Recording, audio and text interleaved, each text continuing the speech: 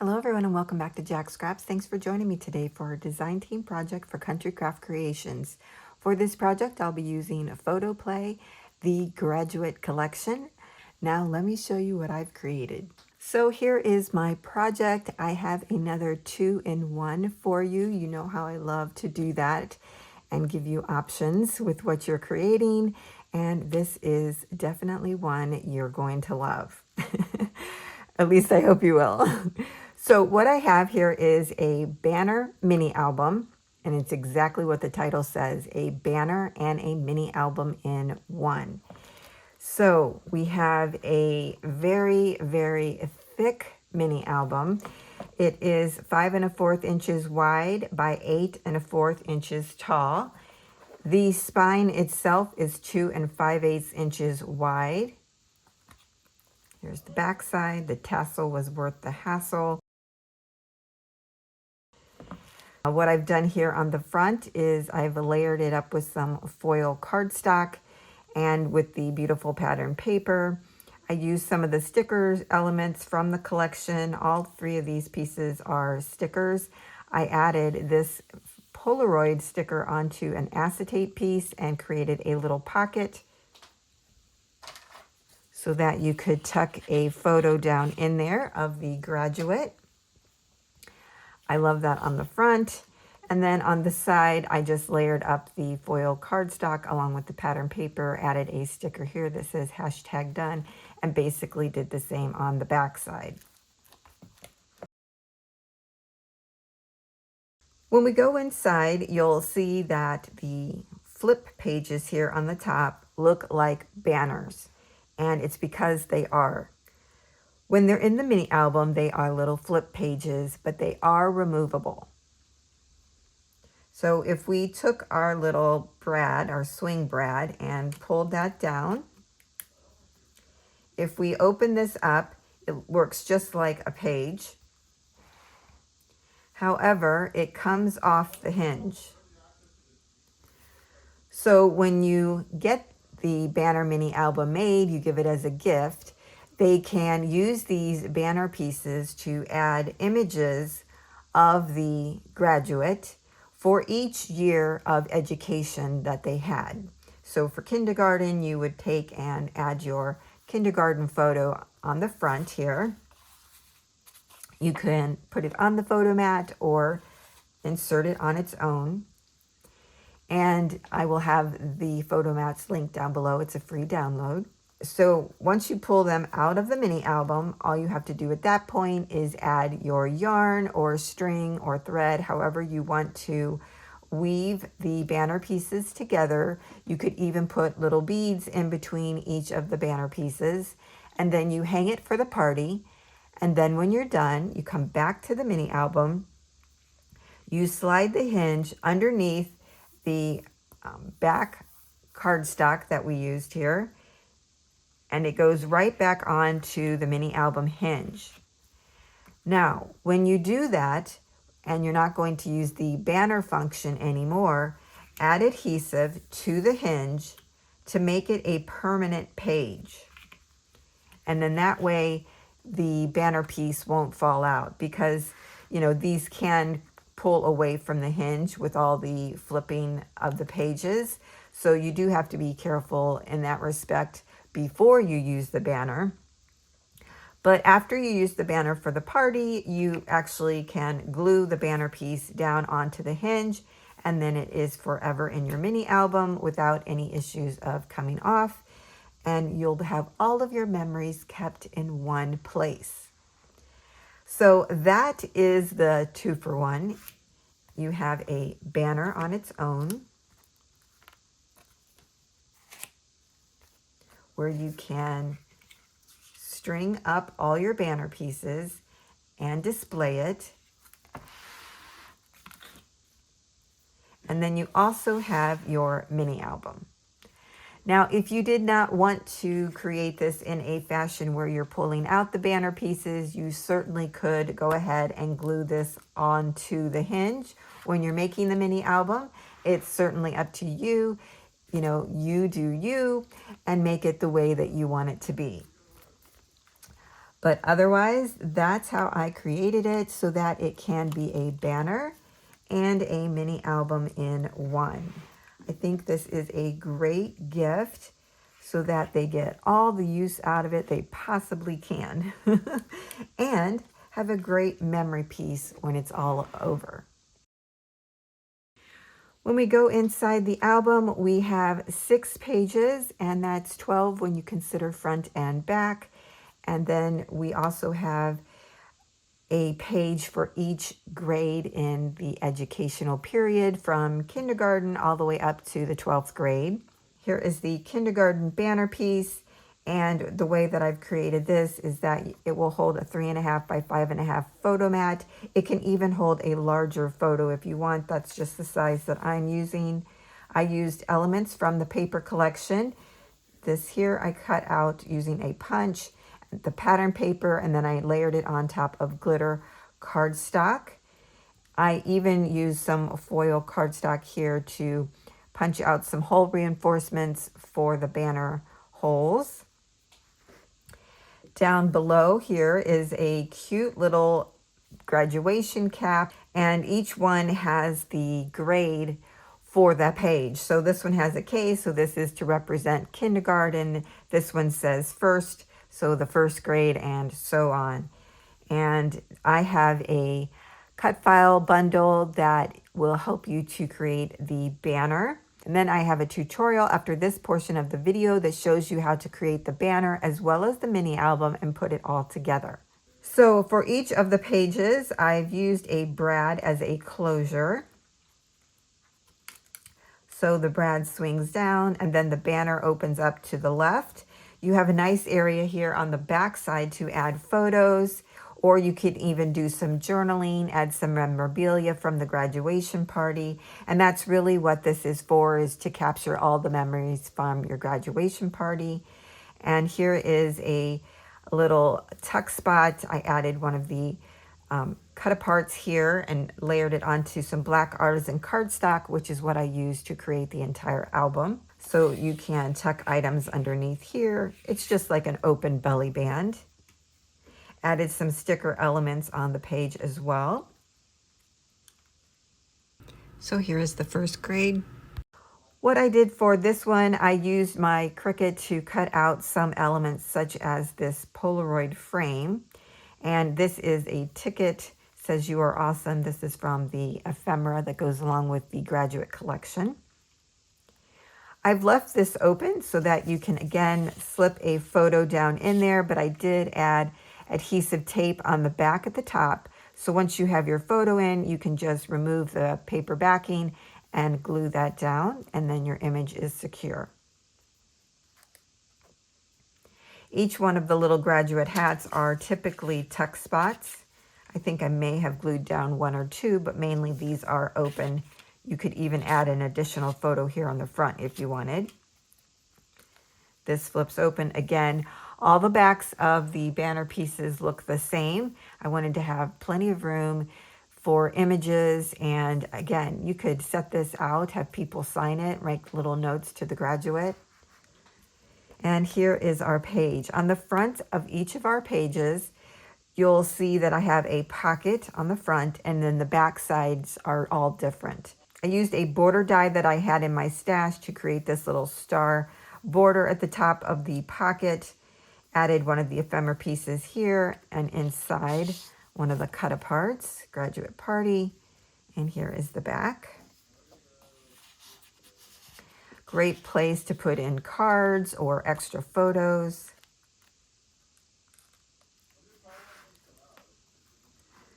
Here is grade 2. Again, we have a place where you can slip in a photo into the banner.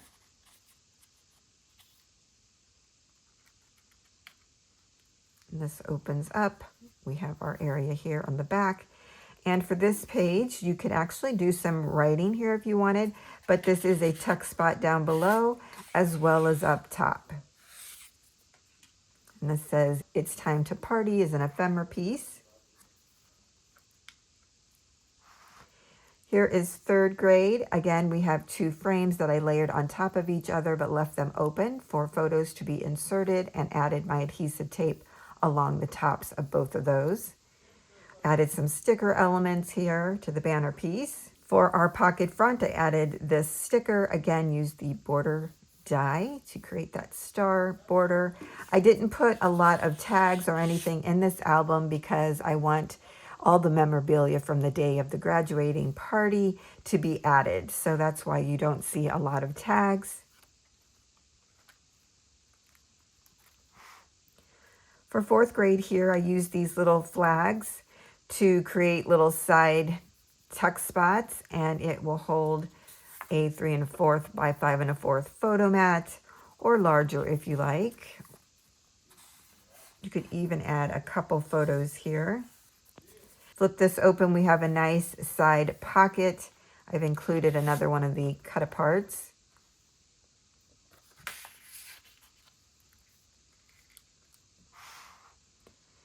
Here's fifth grade. Again, we have a nice area for a photo. Again, our pocket.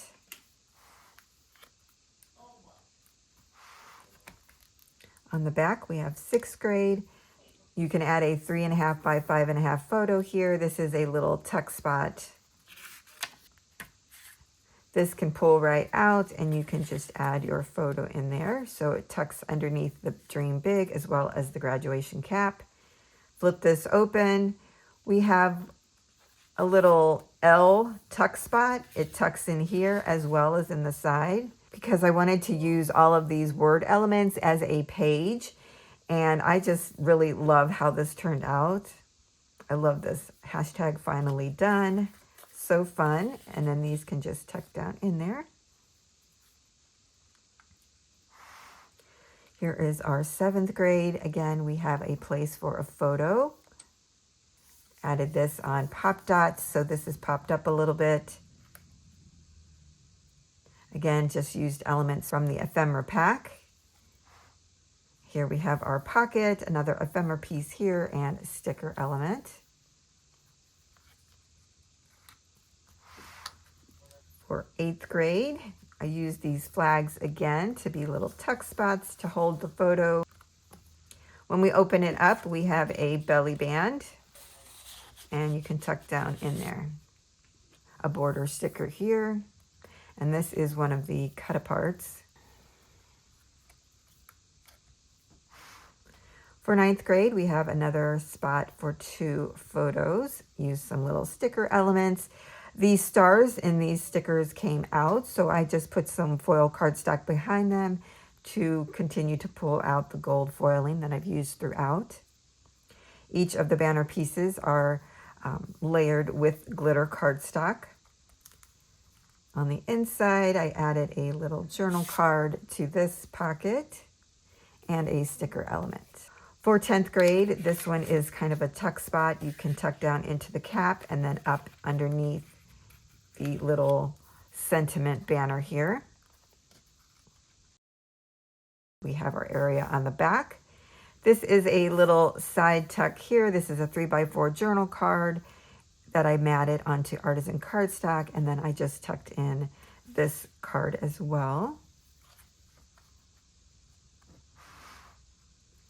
11th grade, we have another little Polaroid area for a photo. Used an ephemera piece here and a 3x4 journal card.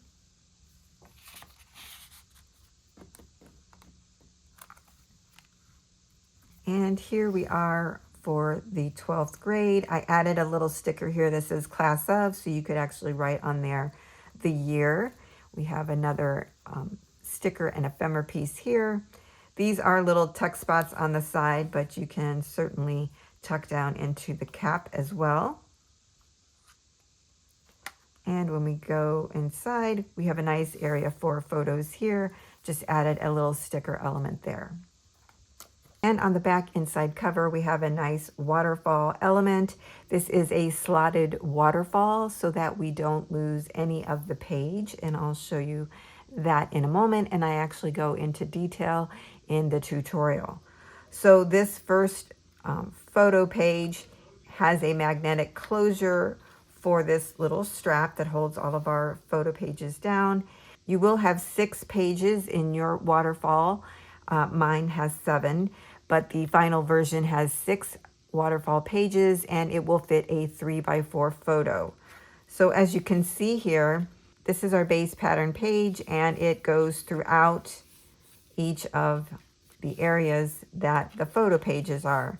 So these are individual slots in here where we've added our cardstock to go into the slot, and then we don't lose the page, which is really a fun way to create a waterfall. The slotted waterfall cut file is a bonus when you pick up the cut file bundle for the graduation caps, which also include another version, and that is a diploma. So you can either create these base banner pieces with the graduation cap, or you can create it with this design, which is for the diploma.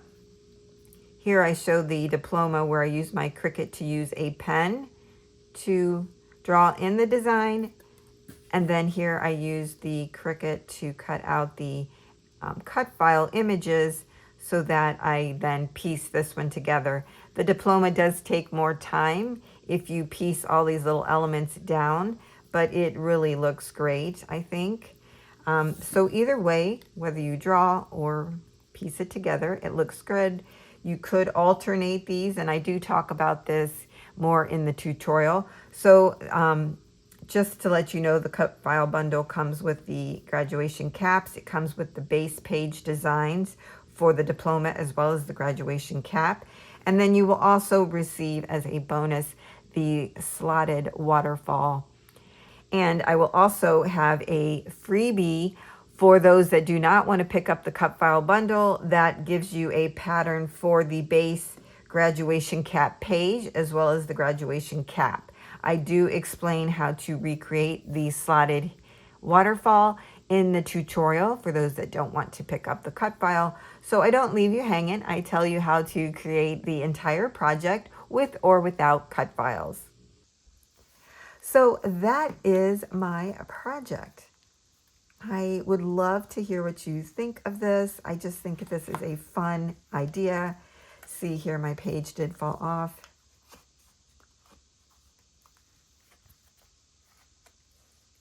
So please leave me comments down below. I hope that you'll be able to stay and create this project with me. Before we get started, I wanted to share with you a little bit about my thought process on how I put my banner together. Because I wanted to mirror some of the design elements, I wanted to think of a consistent way to create the banner. So initially, I started out by figuring out the elements for the 12th grade banner piece.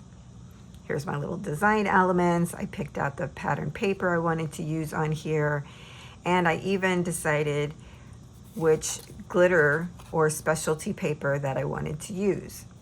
So then I cut out 2 of each of the patterns except for the one with the print.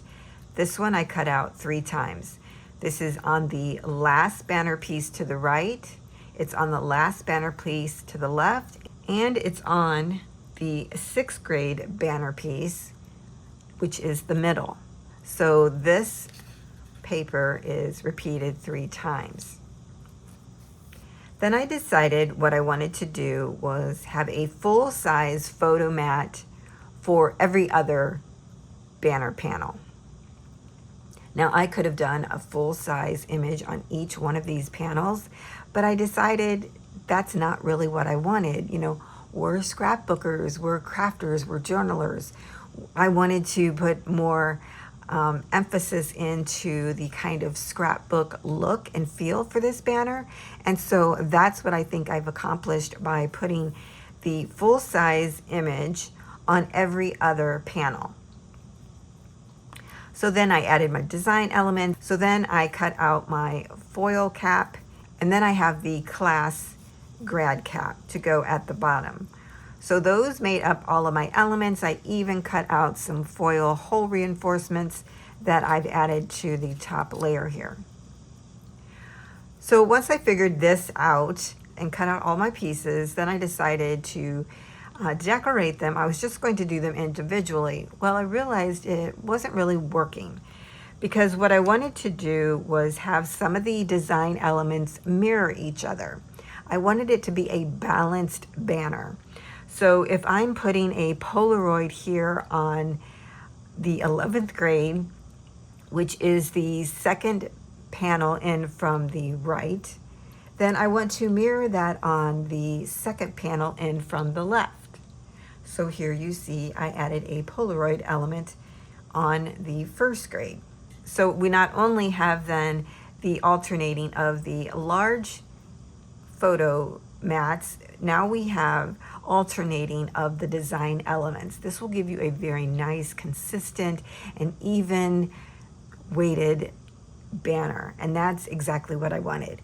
Now, you may not want to take that extra time to figure all that out and just decorate them individually, and you can certainly do that, but that's just where my thought process went, and I am absolutely loving how this turned out, because initially I was just going to do a large photo on each one of these, but I'm loving where I went with it. So if you notice here on the fourth banner in from the right, we have 2 photo frames, and then I did the same here on the bottom, count 4 over from the left. On the third grade, I did the double frame here. So it was much easier to lay all this out like this to figure out how I wanted to add the design elements. That way I could keep them consistent. Because if you look at this one, for the 8th grade, I used these little flags, and it's the 5th one in from the right. See, the number 12 is the end of the banner, and kindergarten is the beginning. So if I count over 5, that's on the 4th grade. Now, even though the background paper is different, my design elements are still the same, and that will still be a consistent look. So those are just a few of my thoughts on how I actually laid this all out and put it all together. Now let's go into more detail. Now let's talk about the base panels for the graduation cap banner. This is what it looks like when it's together, and you could fully glue this down, but the way I've done it is I've only glued it down halfway so that you can just go ahead and tuck your photo or other elements underneath it, and that's what I've done throughout this project. So we start out with our base panel, and as you can see, it does have this little cutout piece down here at the bottom. But even though I'm showing you how to do this with a graduation cap on there, you can just create a regular banner piece. So let me give you the measurements for that. It is 4.5 by 6.5, and that does not include this additional piece for the graduation cap. Now, if you are going to include the cap, mine comes out at the widest part at 7 1/8, and it would look like this, just like a regular banner piece. So again, even though I'm showing you this for a graduation mini album and banner, you can create this whole project in a different style. Let's say you just want to do a birthday or congratulations. You can still create this same mini album banner in the same format. You just don't include this little part here, okay? So then it would look like this. Now for this set, I did create a set of cut files, and those will be available for you. I'll have links down below in the description box. You'll get the extra piece here, which is pretty easy to make, right? 4.5, 6.5, put 2 holes in it. But in the cut file, you will also receive the graduation caps with all of the grades on them. So if you noticed, I have one for kindergarten, first grade. I actually have 2 different kinds for kindergarten. We have first grade, and so on to the 12th grade. And what I do is I give you the full graduation cap, so you can cut that out on a specialty paper and line it, and then it makes it pop, which is what I've done here. Now the graduation cap is slightly over 3 1/4 if you go point to point, and it is about 1.5 inches tall. So just to give you an idea of how big the grad cap is. Now the pattern that I'm providing for those that don't have a cutting machine, you will get the base shape for the panel as well as the base shape for the cap. But I will not be providing individual caps that have the grades on them. You know, if you have numbers in your stash, you could use stickers, you could use stamps. I'm sure all of us have those. So you can actually create your own to go on top of here. But for those that are interested in the cut files, you will receive the grad caps with the grades cut out of them, as well as the full grad cap. Now, another thing that I did in addition to this style is created one in a style with the diploma.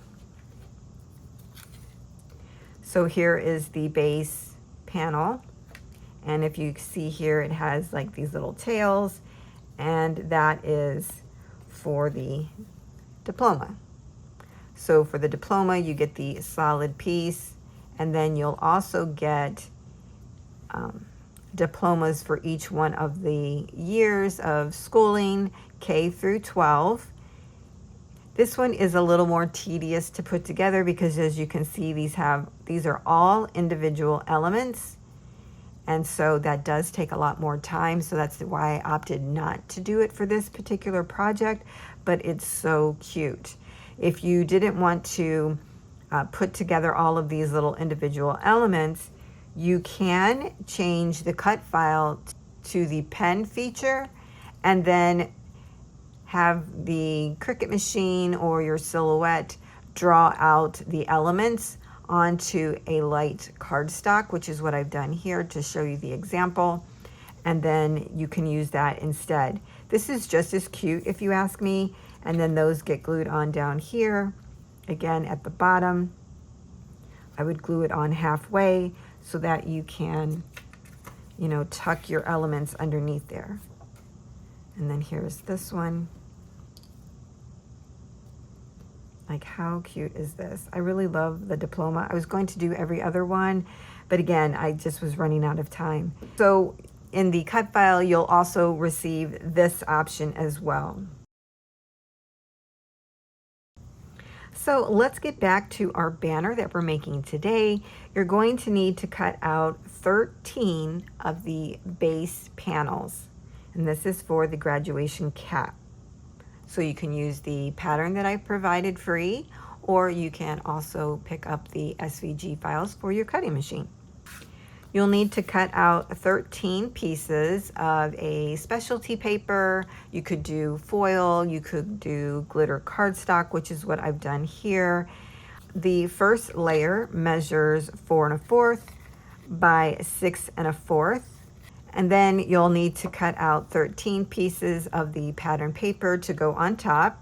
As I mentioned, I cut this one out 3 times, but all the others are cut out twice.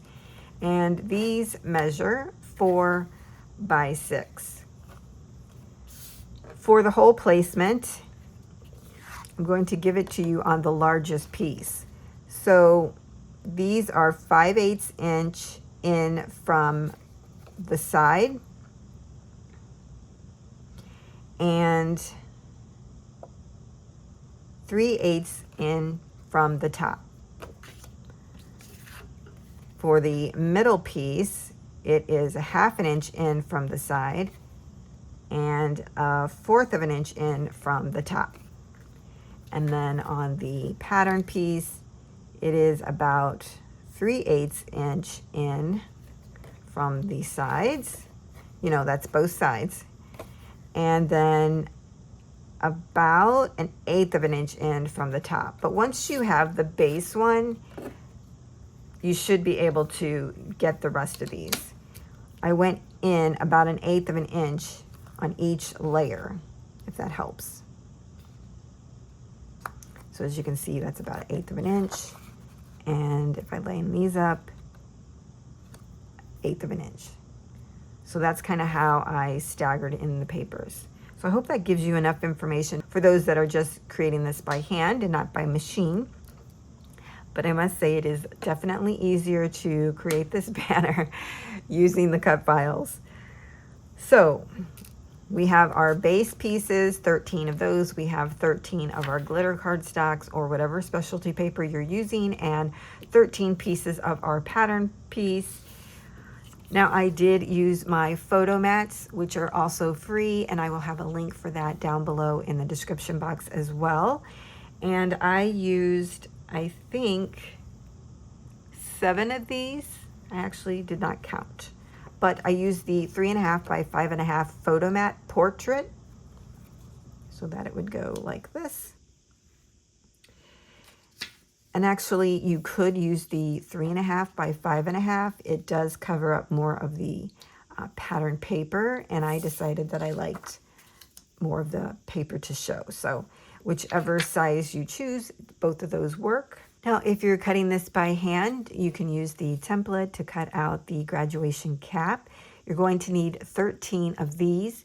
And then, like I mentioned, use your stamps or punches or stickers to add all of your grades onto the caps.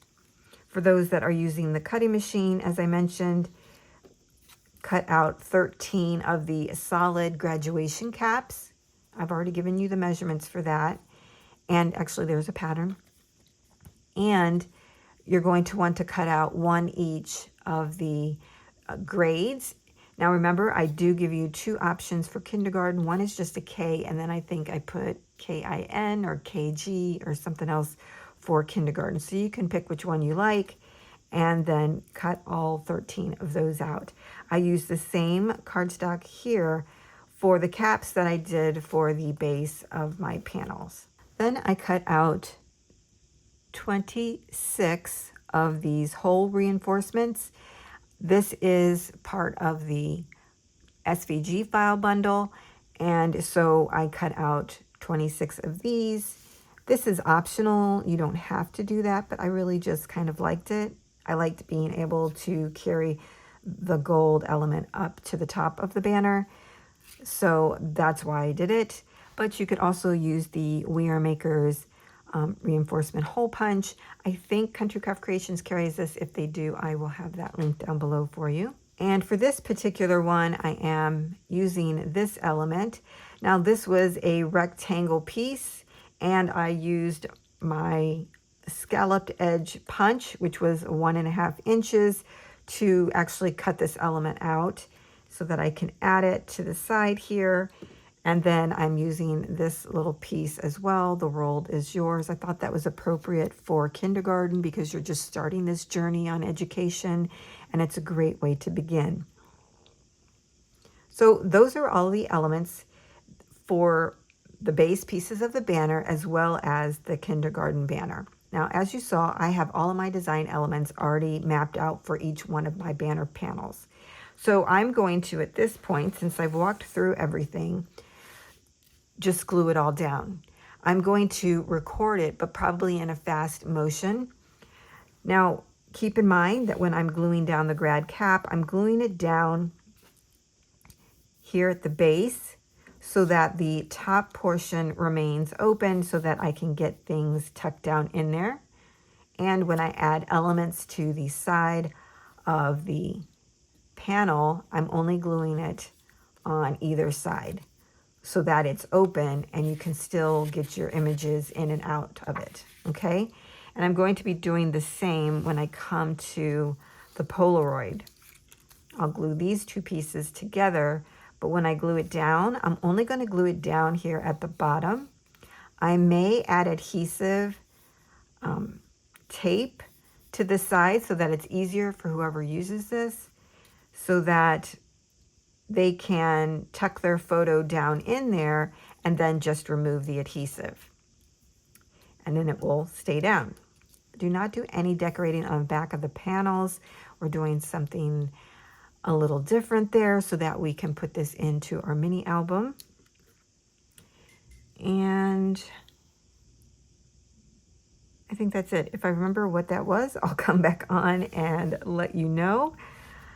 Some of these elements, such as the grad caps, I did go ahead and glue all together so that it would save a little bit of time. So yeah, I think that's it for right now. And like I said, I can come back on and tell you anything I may have forgotten along the way. Okay, so I'm going to start by showing you how to do one complete one, putting it all together, and then the rest have just bits and pieces that are together and some that aren't.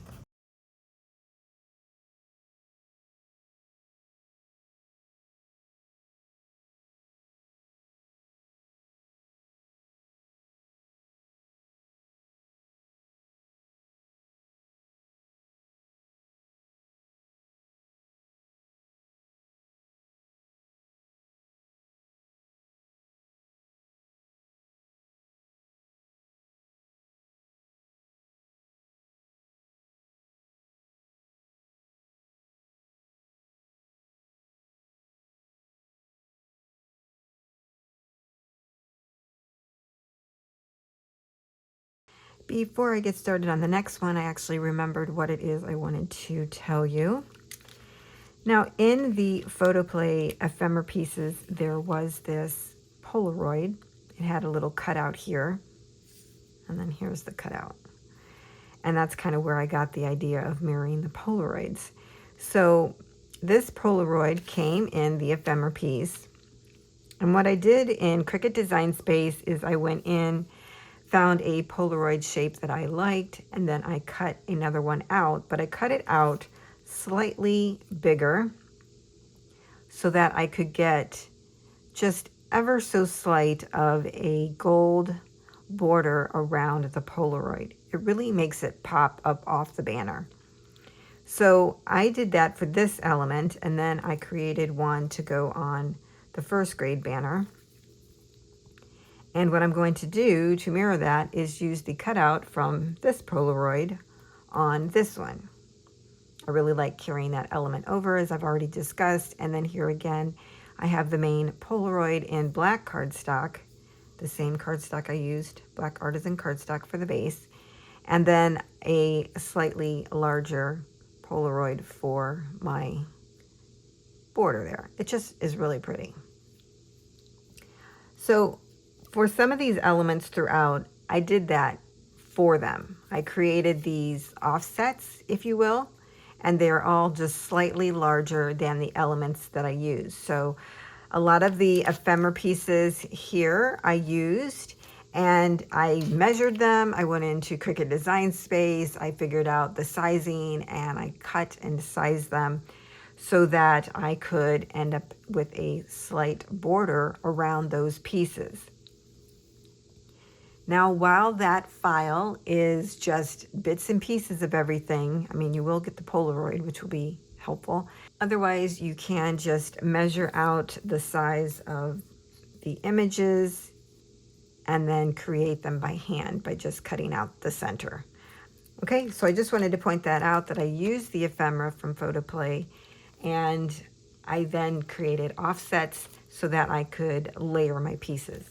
The elements that I used to create these offsets is a Cricut Design Space file, and I will have that included in my cutting guide, which will be available in my shop and listed down below.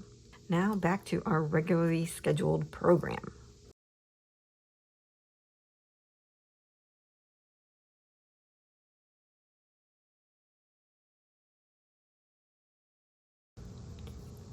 For this ticket, I did just cut out a piece of the striped paper so I could use the gold on the back side, and this measures 1 7/8 by almost 1, slightly under. But that's, again, just because I wanted a very thin border. You can make these with thicker borders if you like. Now this one I'm putting at an angle, so I'm just going to add adhesive down here.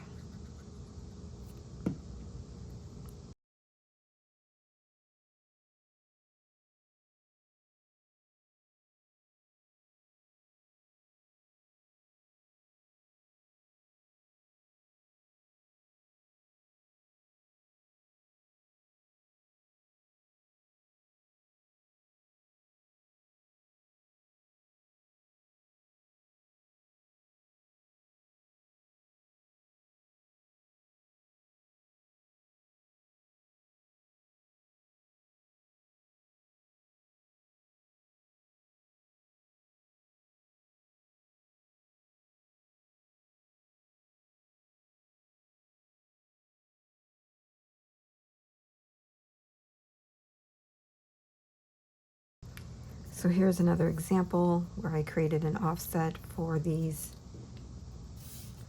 two ephemera pieces.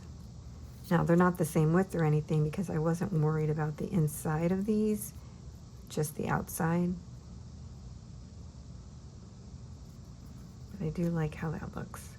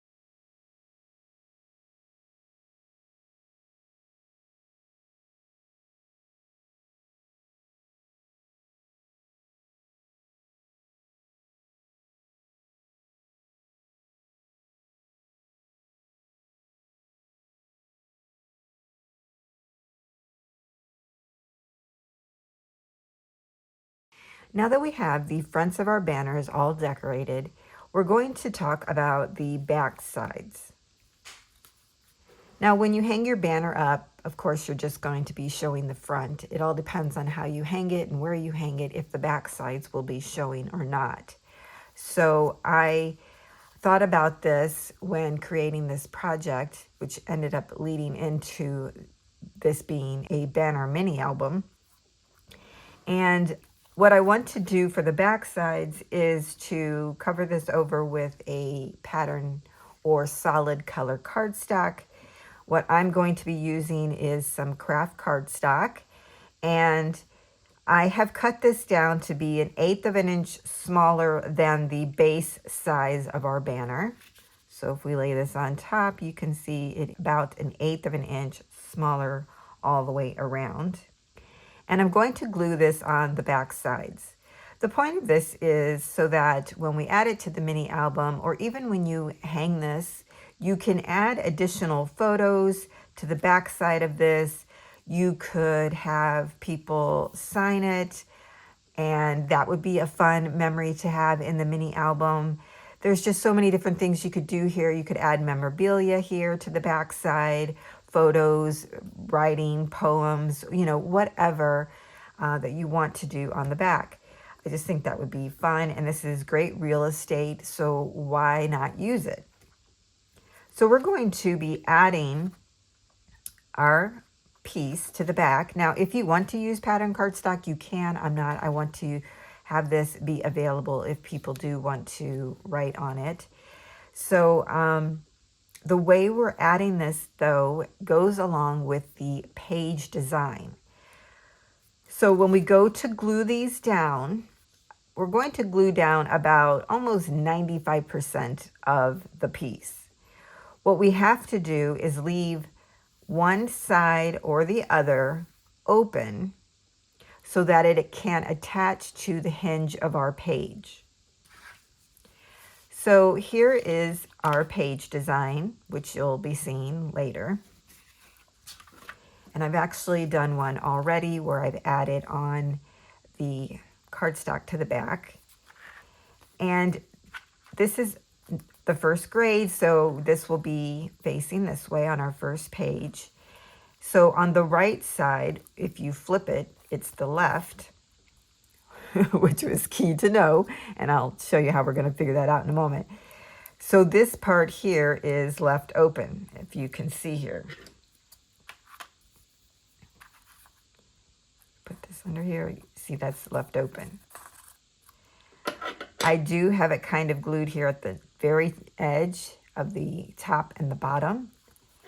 But what we're going to be doing is taking this and slipping it onto our hinge of our page and adding it to our mini album like a little page flip. So cute. I love this whole idea. So that's why we have to leave one side or the other unglued so that we can slip it onto our hinge for the initial album. Of course, once the party's over, what they can do is add adhesive to one or both sides of the hinge and add the banner piece back to the hinge and glue that down. And then they have their album with all the memories in one spot. It's just going to make such a great memory keeper. So that's what we're doing right now. We're going to put these in a right and left pile.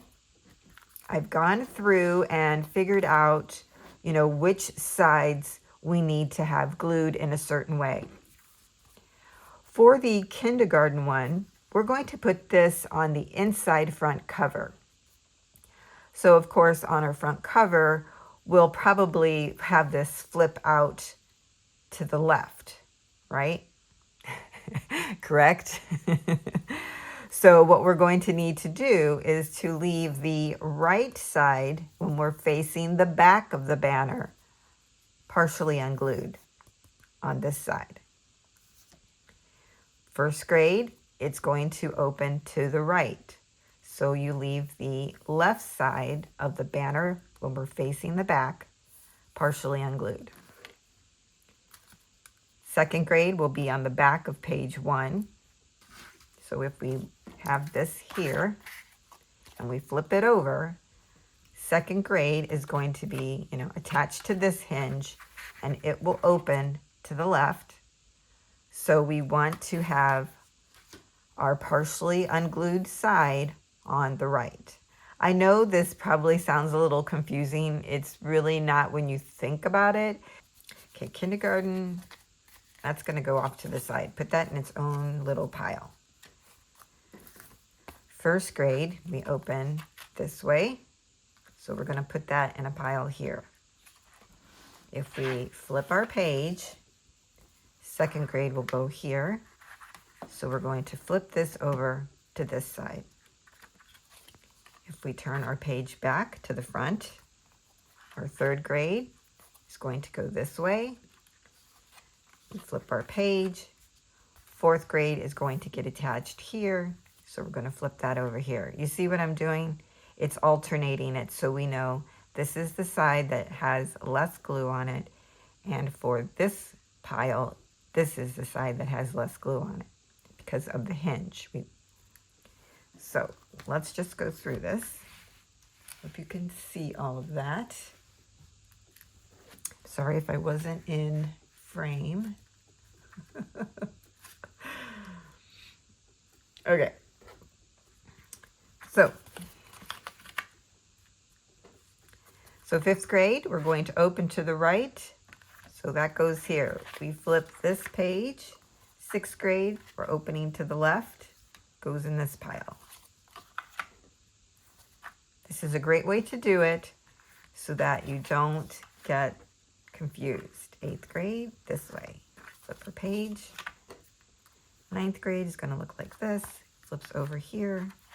Flip our page. 10th grade flips.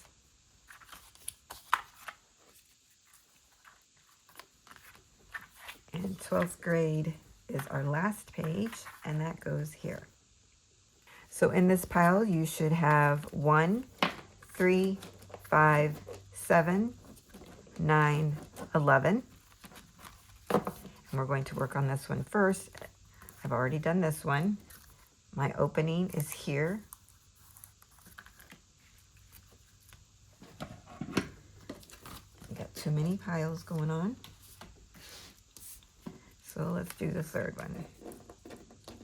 So this is going to go on the back side. I'm going to glue everything down, maybe a little bit here and a little bit up there, but this section in between the top and the bottom is going to remain open. Now remember, when you flip this over, you could put, like a little X there. And even on here, if you want to make sure you don't add adhesive to that side.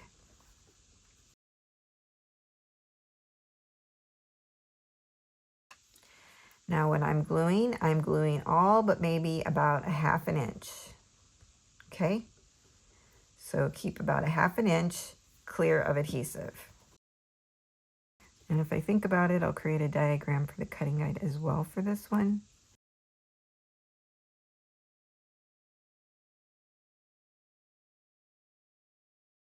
Now I'm going to bring in my page just to kind of show you.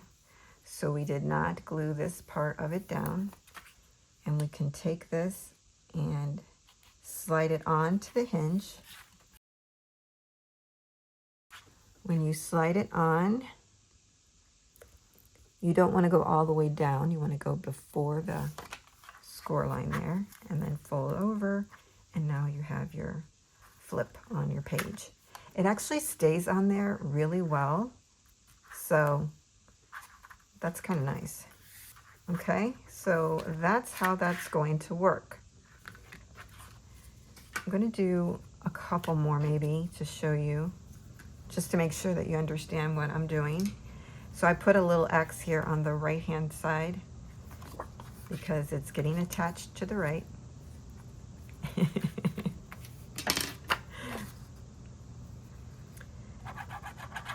So I'm covering all of this down here at the bottom. I'm just covering it, just straight across there. If you want, you could go ahead and draw your line so that you know not to go beyond that. my 1/2 inch isn't that straight. Just straight across up here.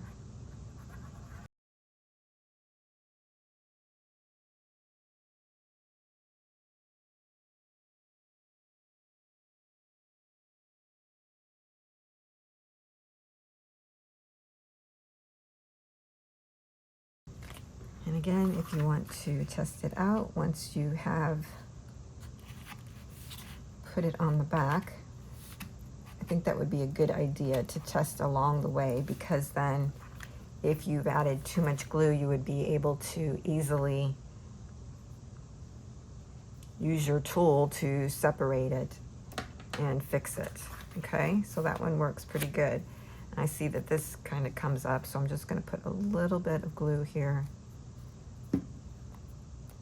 and then we'll be good. Let me show you a few. So that's the right side, which is the left on the back. I'm sorry, I hope I'm not confusing you guys. When you're facing the back, it's the left side. When you're facing the front, it's the right side. Since I showed you 2 of those, let me show you some for the left. Basically the same thing, but you know.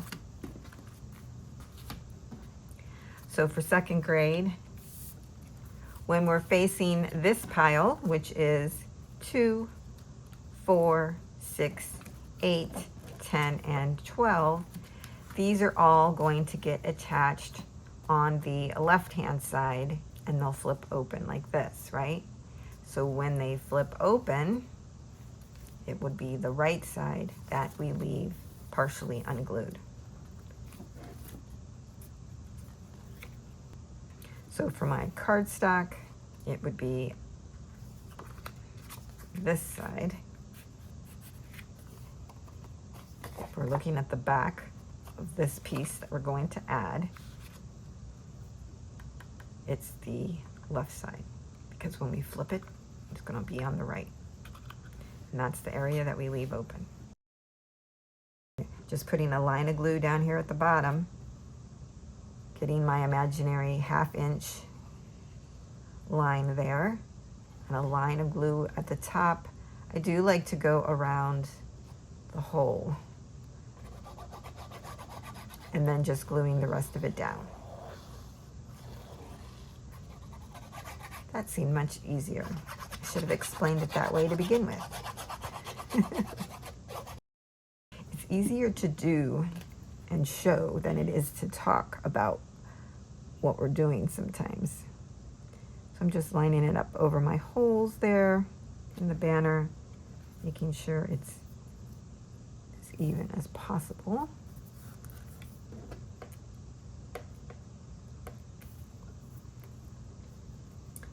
And burnishing that down. And if I check, this area is open, which is correct, because that's the side we're adding to the page. So if I bring my page in, this was the front. Let me go ahead and put this on here, and we can see how it looks with 2 of them on there. Flip this over. We're going to add our 2nd grade. Put that on the hinge.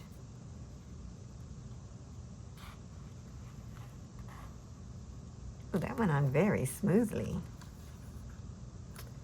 And there it is. That is 1 full page, front and back.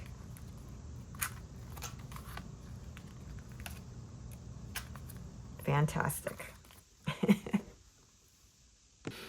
Okay, I'll do 1 more in this side. So this is the area we want to, let's go ahead and just put an X on all of these. So we're putting an X on the right-hand side on all the even numbers, minus the kindergarten. Is that an even number? I don't know. It seems even to me. For our odd numbers, let's see, where did we leave open? We left open here on the left-hand side, right? Yeah, So we put a X on this side.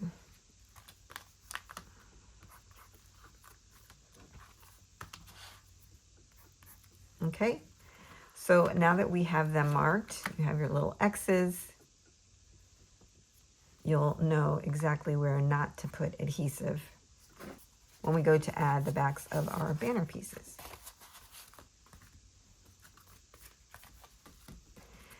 So I'll show you one more on this side, and then I think I'm going to do the rest of these offline.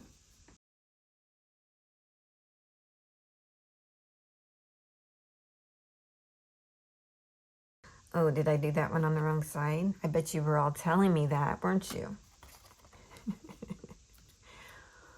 Well, it's a good thing we have more of these to do. So I'm just going to flip that over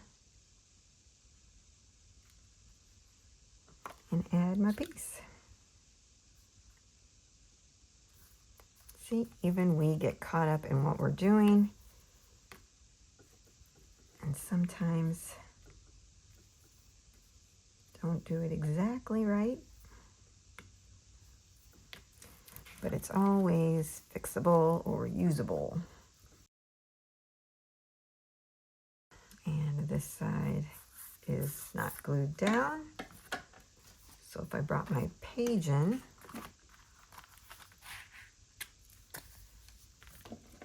and added this one,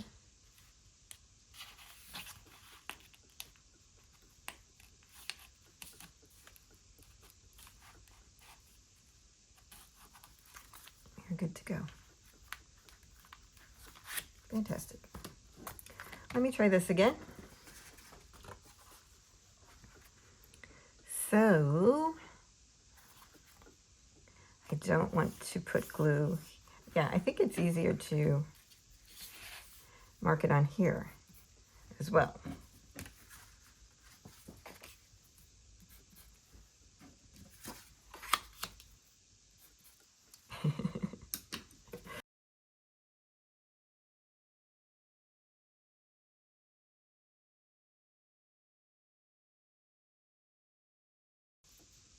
Now you can decorate the backs of these if you wanted to, but like I said, I'm leaving mine open so that they can do whatever they want on the back side. So I will not be showing any decorating for this side of the banner. Let's bring our page in. Let's take this one off. Give this one a go.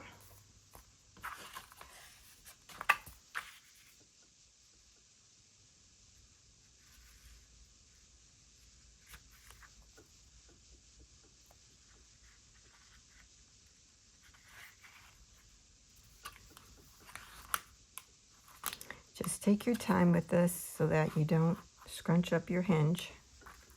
And there you go. Fantastic. Okay, so I hope you understand what we're doing here. We're alternating the banner pieces so that when we add them to our pages, we're gluing all of it except for a little portion so that it can fit onto our hinge. I'll be back when all of mine are done. To create the mini album cover, you're going to need 2 pieces of medium weight chipboard, and these will be the front and back cover. They will measure 5 1/4 by 8 1/4. You'll also need 1 piece of medium weight chipboard for the spine, and this piece will measure 2 5/8 by 8 1/4. Now to put our cover together, I am using the lay flat cover method by Tamara Merrill. I will have a link to a free guide in my description box to tell you how to create your cover using that method if you haven't made it before, but I have shown it on my channel several times in tutorials how to do it, and I actually have an individual tutorial on how to create a lay flat cover. So in the guide is the link to that tutorial, or you could just search for it on my channel.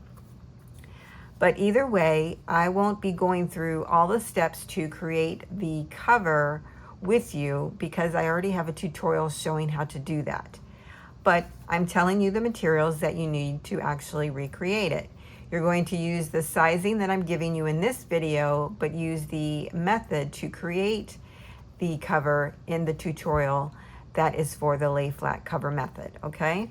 So these are the chipboard pieces that you need. Now to wrap your spine, you're going to need one piece of cardstock, and this should measure 5 5/8 by 10 1/4. To wrap your cover pieces, you're going to need 2 pieces of cardstock, and these will measure 7 1/4 by 10 1/4. The next piece that you'll need for the cover is the inside spine cardstock piece. This gets overlaid on the inside of the cover, the spine, and then it extends out onto the back and front cover, bringing it all together and securing those 3 pieces. So for that, you're going to need a piece that measures 7 5/8 by 8 3/16. The way that we create this is I cut just a smidge, 1/16 of an inch off of the height, which is the height of the album cover, which is 8 1/4 inches. So I do that so that it is just slightly inside of the cover. I don't want it to line up matchy-matchy at the top because it could get bent. So I just go slightly under, and then it protects the inside of that cardstock. I talk more about the reasoning for cutting it slightly under 8 1/4 inches in the tutorial for the lay flat cover method. So those are all of your pieces that you need to create your cover. I'm going to create mine offline and then I'll be back. Okay, I am back and I have my cover all made. This is actually wider than I anticipated, but it is the size that we need for this album. I don't normally like to make big spines, but like I said, it works. So this is all ready. What I thought we would do is decorate the front cover. So the first thing I did was cut out some specialty paper or gold foil or mirror cardstock. All depends on how you say it. So for the front and back cover, you're going to need 2 pieces that measure 5 by 8. And then the center piece, the spine piece, measures 2 1/2 by 8. Sorry, I know those are bright. For our pattern paper, for the front cover, you're going to need 1 piece that measures 4 3/4 by 7 3/4. That's going to go on top. On the back, you'll need 1 piece that measures 4 3/4 by 4 1/4. That will be on the top here as well. For the bottom, I tried to use some of my scraps because I really was running out of paper when I was making this project. So that's what you're going to see. This piece measures 4 3/4 by 3 1/2, and that will go on top. Now, if you want, you can opt to make this a pocket, but I don't think I did that when I was cutting it out. But of course, the option is always there. I'm going to use this little ephemera piece. The tassel was worth the hassle, and put that across like that. And then I cut out another pattern piece for the spine, and this measures 2 1/4 by 7 3/4. And actually, I'm using this side. I don't know, I really love the stars in this collection. So that's what it's going to look like. And I guess I'll get busy gluing everything down now. I don't know if y'all want to see that or not. Is it necessary? You'll have to let me know if you like to see the gluing, because I could do this offline and make this video a lot shorter. the way that I did this, it should give you about 1/8 of an inch border all the way around. Of course, I made a glue mess down here.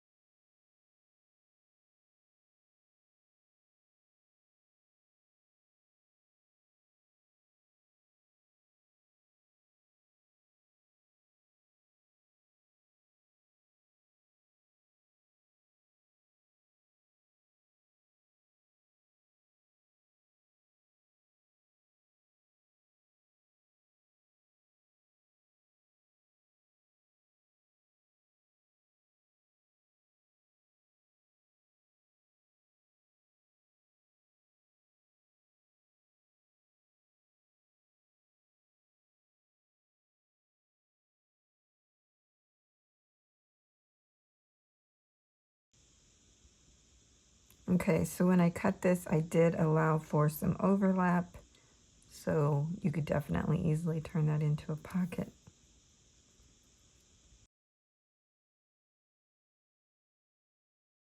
This is helpful, lining it up like this, because then you get your height on everything pretty good.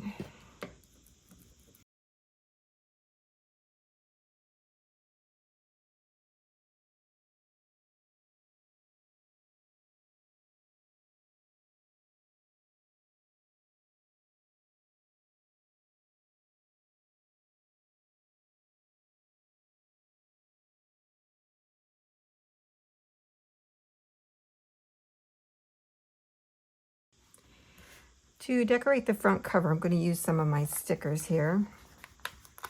And I use this star one, so it goes from here to the point, and then there's 3 stars, and then I cut. Okay? I'm going to put this across the top. Oh, should probably add additional glue just to be safe.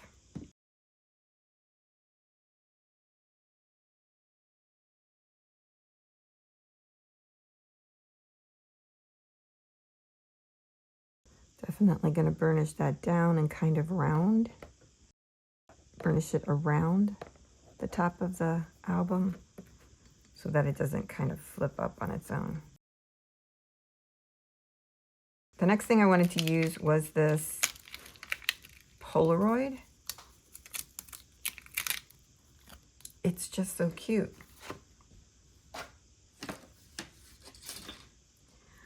So I cut a piece of acetate, and I'm starting with a larger piece than I actually need, just to get it all going. So this is 4 5/8 by 4 3/8. And I'm just going to place this on the acetate. I'm going to turn this into like a little photo spot where they can slide their photo down behind it. So we can either just cut this up to the frame, cut all the excess off, and adhere that down, or we can make like little hinges so that they have a little bit more room to get their photo down in there. So I'm just going to line it up.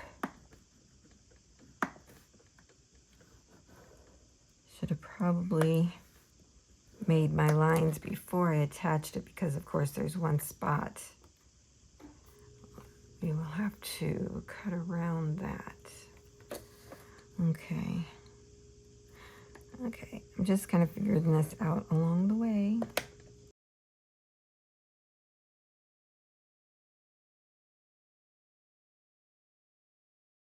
So what I've done is I've added the photo frame, the sticker frame, onto the acetate. I then just went using my scoreboard and outlined the frame on the acetate so then I could have score lines. And I'm going to cut out the side corners here. Actually, you could probably even go sideways. You know, you can make this into a shaker if you wanted to. I'm not going to do that. This is way more than I need, so I'm going to cut this down.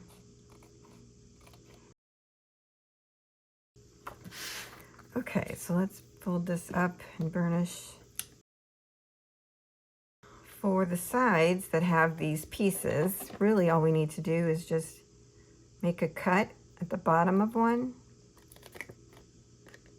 and cut around it. We don't need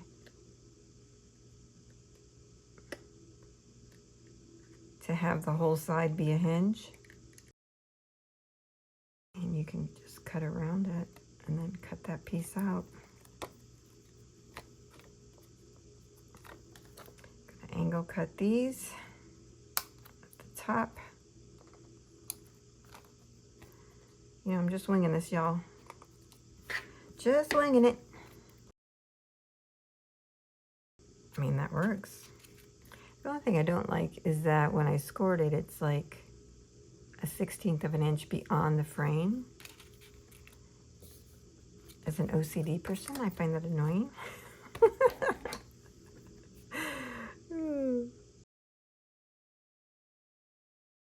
And what I'm showing you here, you don't have to do. This is really just optional. It's just something I came up with and I thought I'd give it a go.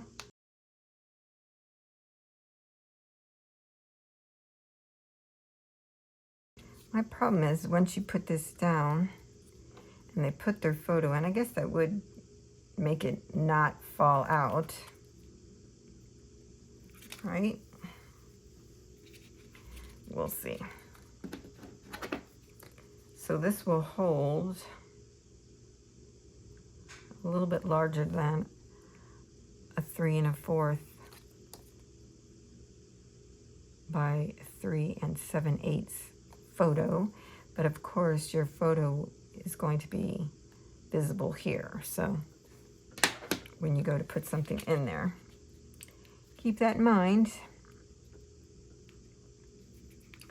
I was going to do this at an angle, but now I don't think I am. I think I'll do it that way. I'm going to add adhesive tape to my hinges.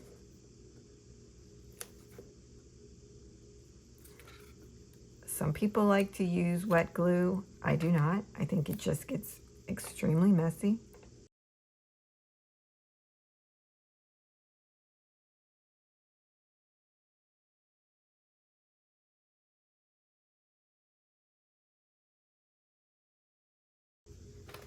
Because I thought about adding this, because I thought this was super cute. And I'm putting it down on the foil area. Oh, you know what? I forgot. I took the tape off of that. Okay.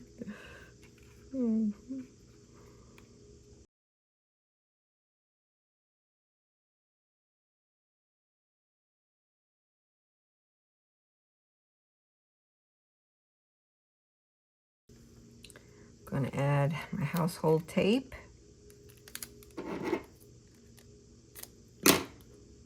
Oh my goodness.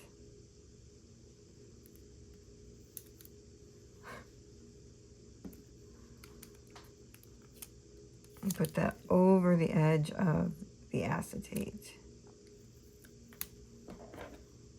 so they can get their photo in there really easily.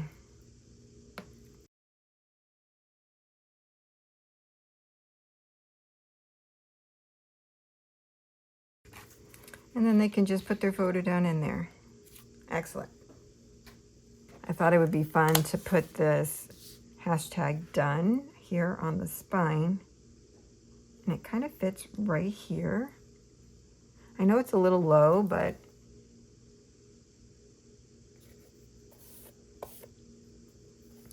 I mean, I guess we could put it higher. #done it is. So that is our cover.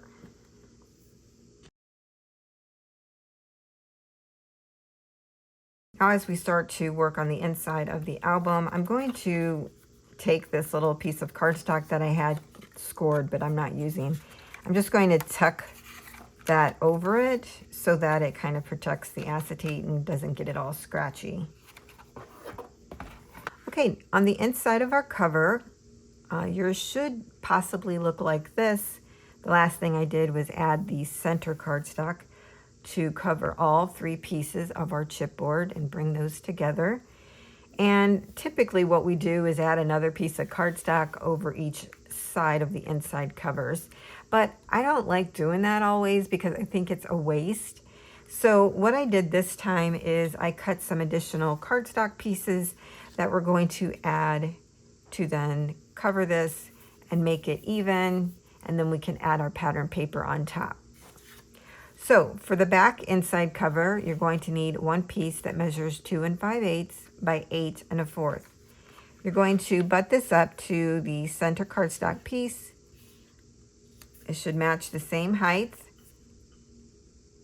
And if you recall, I cut my 8 1/4 height just slightly under, like maybe a 1/16 of an inch or slightly under a 1/16 of an inch. This one I could probably trim just a little bit more. So I'll do that now, just taking ever so slightly off of it. Just a little bitty bit.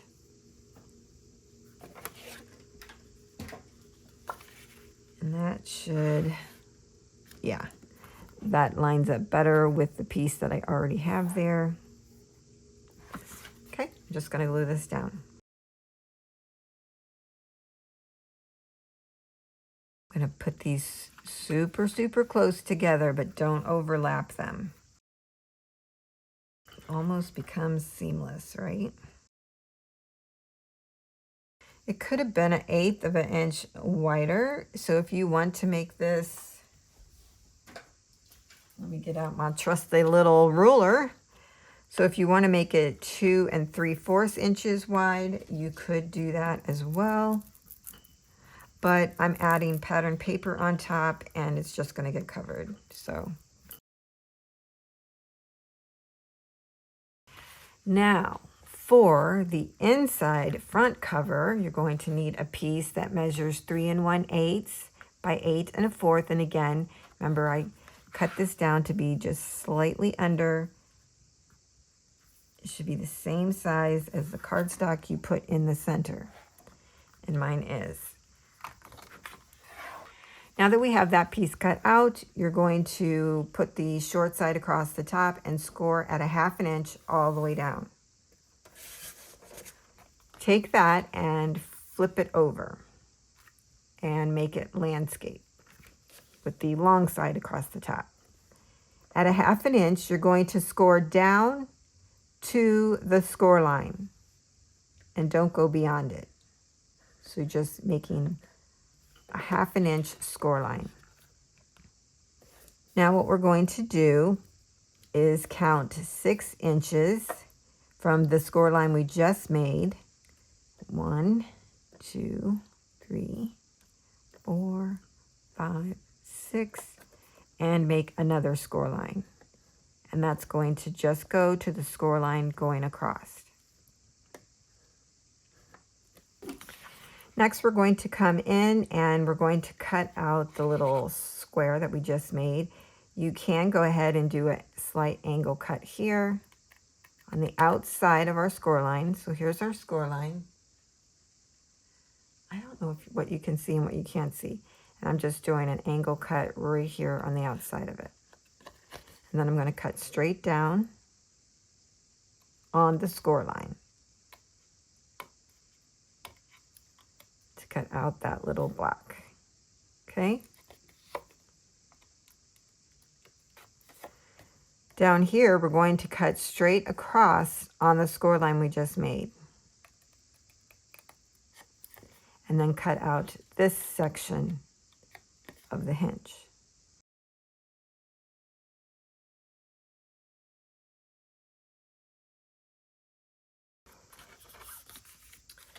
Now this is ready to be glued down.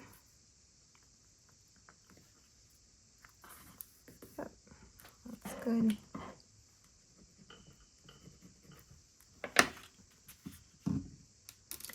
When you glue this down, the hinge should be on the left-hand side, and we're just adding glue to everything except for the hinge.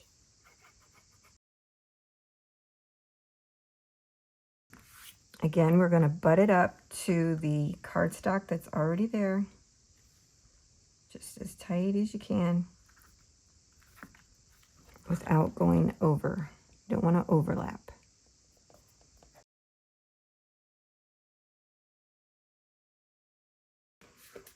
To decorate the inside front cover, I cut a piece of pattern paper that is 5 3/4 by 8.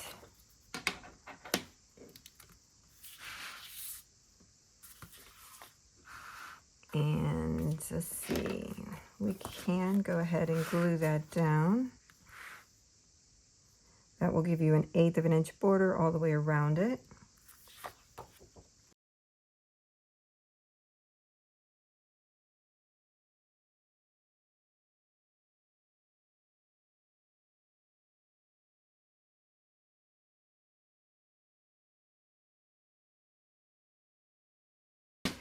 To add a little decoration to this page, I'm using one of the ephemera pieces, and I cut a mat from the cardstock for it, 4 3/8 by 3.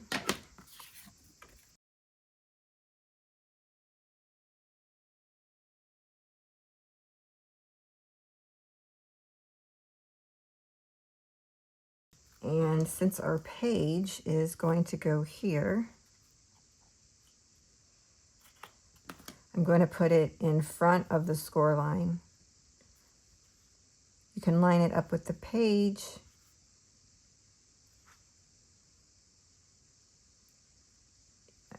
Yeah, I think I'll do that. Okay. So I'm just going to add some adhesive to the left-hand side.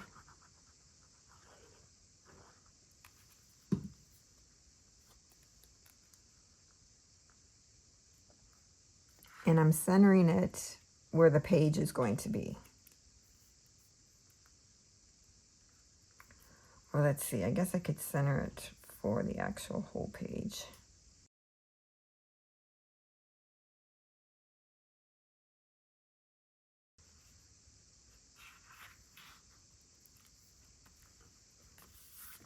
Oh, shoot.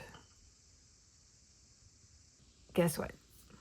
Of course, I forgot about my closure. If you just leave it like this, the banner is going to flop open.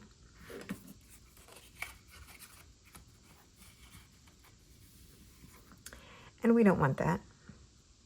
So you can use magnets to put underneath your page and then underneath the backs of these. However, that's going to be like 26 magnets, I think it is, because there's 13 pages in the banner, and you would need 26 magnets. I'm not wasting that much on an album. So what I decided to do was I thought I would use brads. It's more economical, right? So I had these really cute brads with the little flourish, and they're actually glittery. And I thought they would be perfect. This is a celebratory album. So what I did was, after I had everything glued down, is I came back in with my Cricut tool, which is, you know, totally dirty. Oh, here we go.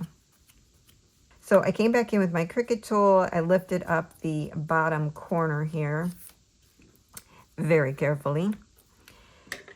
And I figured out where I want to place my little brad. I think that looks good. I don't want it to take away from what's going on here, so I'm just trying to get the corners of it. And I used my awl to punch a hole where I think this should go. Let's see. Let's see what's happening. Oh, wow. I'm really close. I'm closer than I wanted to be. All right. Well, the deed is done. So you would just move that out of the way and then put it back on top. I mean, it's going to work. It's just not exactly what I wanted. Okay. Now, the tricky bit is to not glue so your brad can still move, right?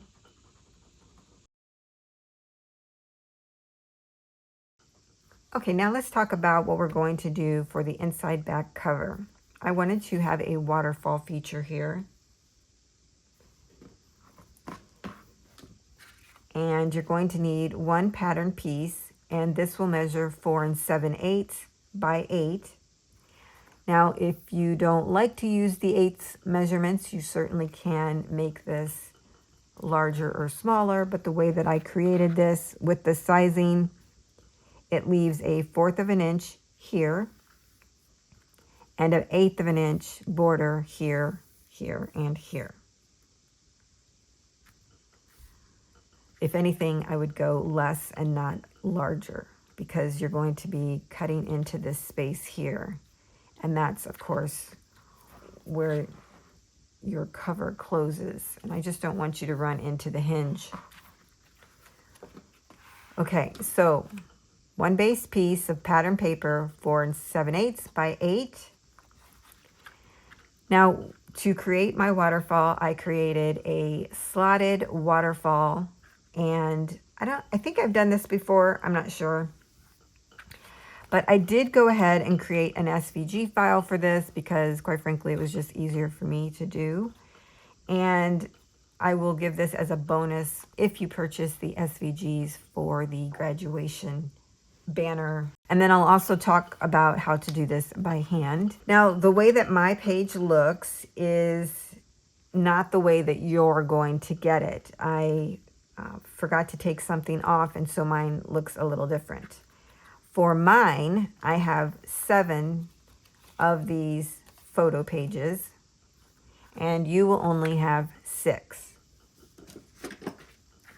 So here is kind of what yours will look like. It will come with this base piece with the slots, and these are less than 1/16 of an inch of a slot. Very, very minute. And it will also come with a file to cut out your photo pages. And let me give you the measurements for those that are going to create this by hand, because you certainly can. Take your pattern piece, cut it out 4 7/8 by 8. Then what you're going to do is measure down 5/8 of an inch from the top. So from the edge of the paper, measure down 5/8 of an inch. And it is about 3/4 of an inch in from the left-hand side. And you could put a dot here. Then you're going to do the same on this side. Measure down 5/8 and in 3/4. It's actually just like the one notch after 3/4. If you're doing it just like me. And making a little dot there. Then you take your knife blade and you use your ruler and you cut from this dot to the next dot. You make a line, you go down just ever so slightly, and then cut again. And then you cut out that little segment. You're almost cutting a long rectangle, if that helps. And then you'll have a nice little slot here. And then I go down 1/2 inch and I do the same thing. Make my little dots, cut it down once, and then move over just ever so slightly, cut again, cut those two pieces apart and cut that out. Again, it's like a rectangle. You're going down, up, either way, okay? And repeat that same process 6 times for those creating by hand. And then you're going to want to cut out 6 of the photo pages, and these should measure 3 1/4 by 4 3/4. You're going to turn them to the long side and score at 1/2 inch. You fold this back and you fit it down into your slot. And then you have your waterfall. For the back sides, we're going to add adhesive and glue these down, all of these, and then glue the page onto our cover. Okay, so that's how it works. The SVG file will give you this base piece that you can cut out on your pattern paper or cardstock, whatever you like, and then it will have an image, a cut file, so that you can cut out these little pages too. Now, when I was creating this, I forgot to do something, and so mine has 7 pages, and they only fit photos that are 3 by 3 1/2. So mine's going to look slightly different than yours, but just use the instructions that I just gave you or the cut files that I mentioned to create yours. I wanted to give you a 3 by 4 photo area with a 1/8 of an inch border, and I just forgot to take off one of the lines on mine, so that's what happened. So I had to go with the flow because, like I said, I don't have a lot of this paper. Okay, so what I'm going to do now that I've told you how to create this by hand and using the cut files, I'm going to glue down my hinges. Do not add adhesive to the score line. You want that to be kind of underneath where the slot is. So just fold that over and burnish. Probably don't need to put too much adhesive on there because it is going to get glued again on top of it.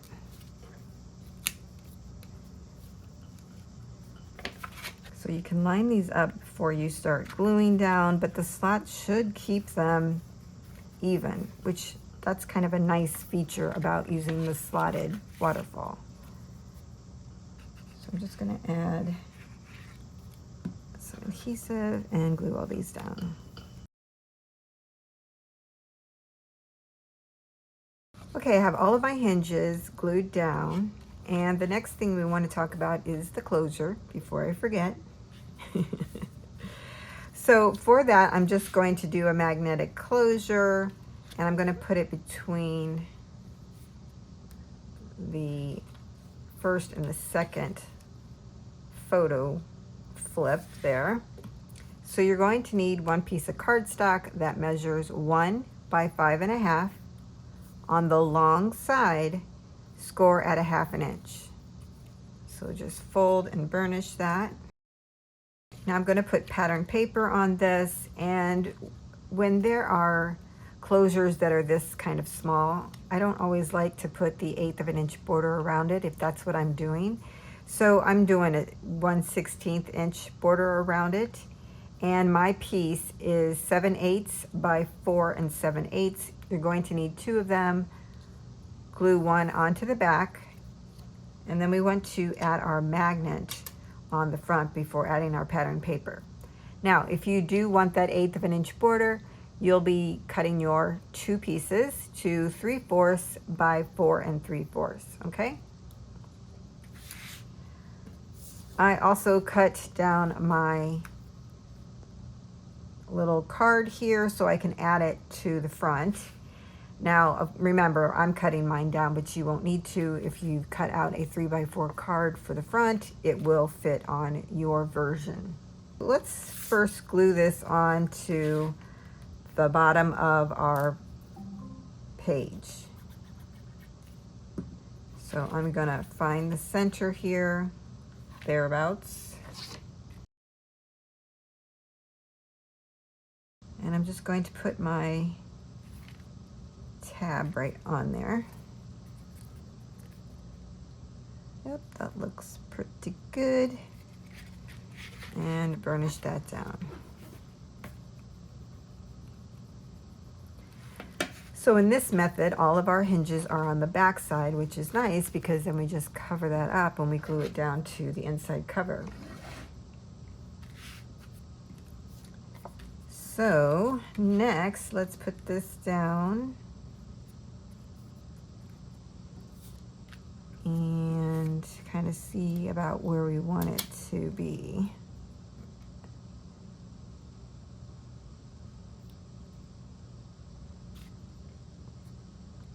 I always put mine too close to the end, so I'm trying not to do that.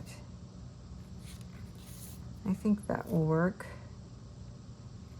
right about there.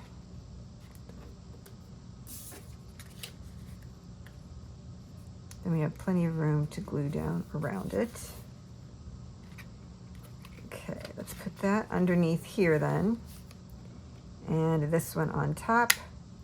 And now we know where to put the second magnet. Going to add a little adhesive tape over this. Now you can see I'm holding this down flat because that's what it will be once we get it glued into the cover. So if yours is curling up like that, just hold it down flat before you secure your magnet into place.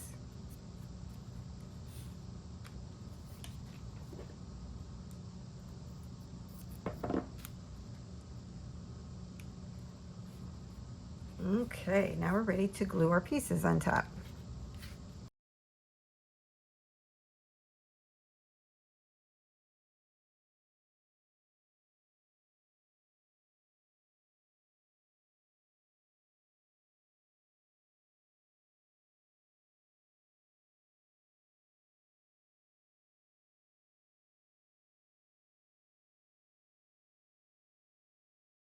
So this goes under here, and now we have our closure.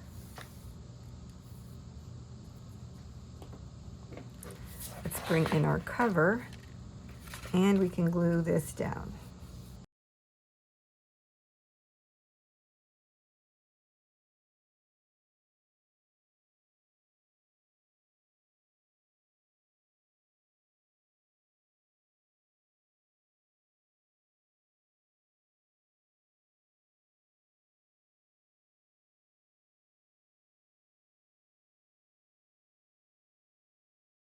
Okay, there we go.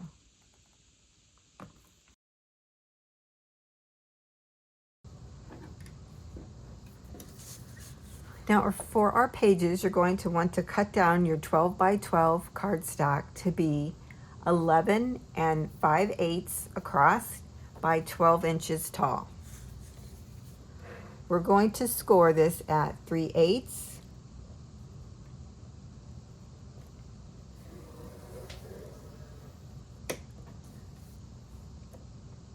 5/8, 5 3/8,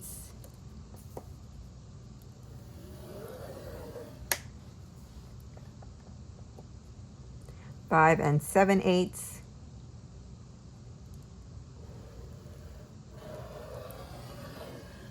6 1/8, 6 3/8. Rotate once to the left. When we rotate our cardstock, all of our lines are going landscape. Now we're going to work within those lines. I'm hoping you can see here. We're working within this area. So we're going to go in a 1/2 inch and make a score line from the top of this score line to the bottom score line. Make a score at a 1/2 inch in between these lines. Might be easy to have your ruler there just to help guide you and get you in the right spot if you're using your scoreboard. Actually, yes, that was helpful. So you see what I've done there? I've created a score line 1/2 inch in from the edge, and it's just in between these lines. The next thing we want to do is come down to 6.5, and we're going to do the same thing. So I'm going to use my ruler and come in at 6.5 and make a score line. I think that's the best way to do it. And then let me measure this. Yes, it should be 6 inches between the 1/2 inch score line we just made, going down to 6.5 on the scoreboard. The space in between is 6 inches. Okay, so if I measure that, yep, I'm good to go. All right. So here's my 6.5 score line just within these lines. Here's my first one at the 1/2 inch mark. And then the space in between measures 6 inches. Okay? Now the next thing we want to do is score at 7 3/4, and this is just a regular score mark. So find my 7 3/4 and score all the way across. Okay, so I'm going to turn this back up the other way. So that's all the scoring for this design.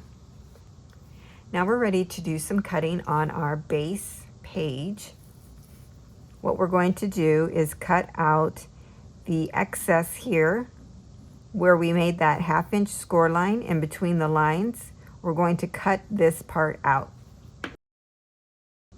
So I'm just cutting on the score line up to the score line going across. Okay, I'm going to do that on both sides.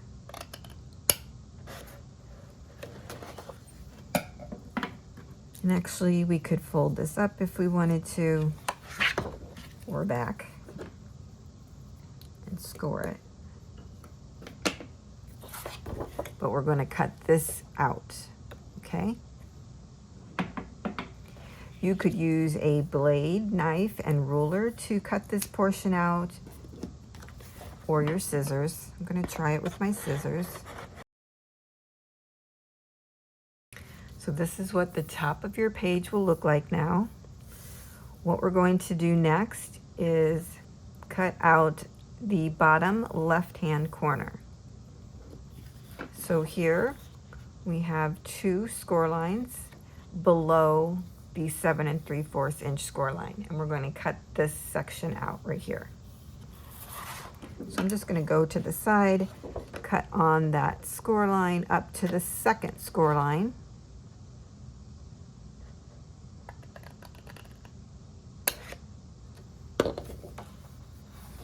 And actually, if you wanted to, you could pull out your cutter and cut on the second score line all the way up to the score line going across. Doing it so you can see. Now our page looks like this. The next thing we want to do is cut out all of this middle section here up to our 6.5 score line. Now I think this would be easier in the cutter as well. So I think I'll do that. So when I put this in, I'm at 4 3/4, which is the width of our pages. So see that? We're cutting past the first part all the way up to the 6.5 score line that we made in the center. I have a diagram in the cutting guide if you pick that up. I'm going to do the same thing on the other side to get that whole section to be cut out. And I'm going to, so now I have this whole part cut out of the bottom. Okay, so this is the top with the 1/2 inch cut out, and this is the bottom, which will have the longer cut out. I'm going to fold back on this. It actually makes it easier to see the score lines and everything.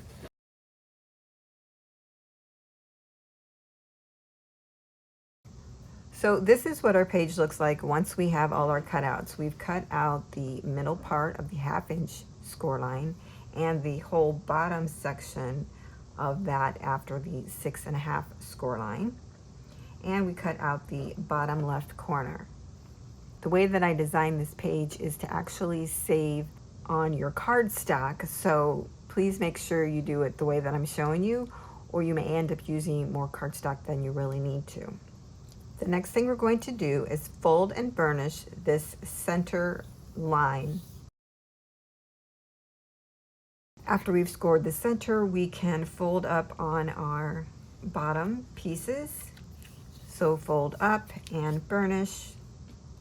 These are going to make pockets if that's what you'd like. You could cut these all the way off if you like as well. But we'll talk more about that when we get ready to do more with the pages. But when you fold these up, make sure that you've cut it straight enough so that they're slightly on the inside of this score line here. If it's over the score line, you need to trim it down. So it should just lay right on the inside of that score line. I mean, it's almost practically on top of it. I hope you can see that. Okay. This one as well, we're going to fold up and burnish. I'm going to check out my side here. Make sure that looks okay. And then I'm also checking this area as well. This should be nice and smooth. When you fold this over and this is sticking beyond the fold, you can go ahead and trim that off. Mine isn't really doing it, but just to show you, just flip it and do a quick snip.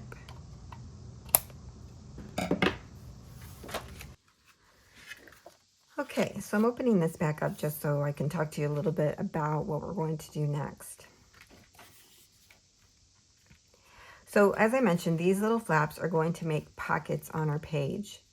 Now these are rather long, but I wanted to leave it that way in case you want to do something special with your pocket.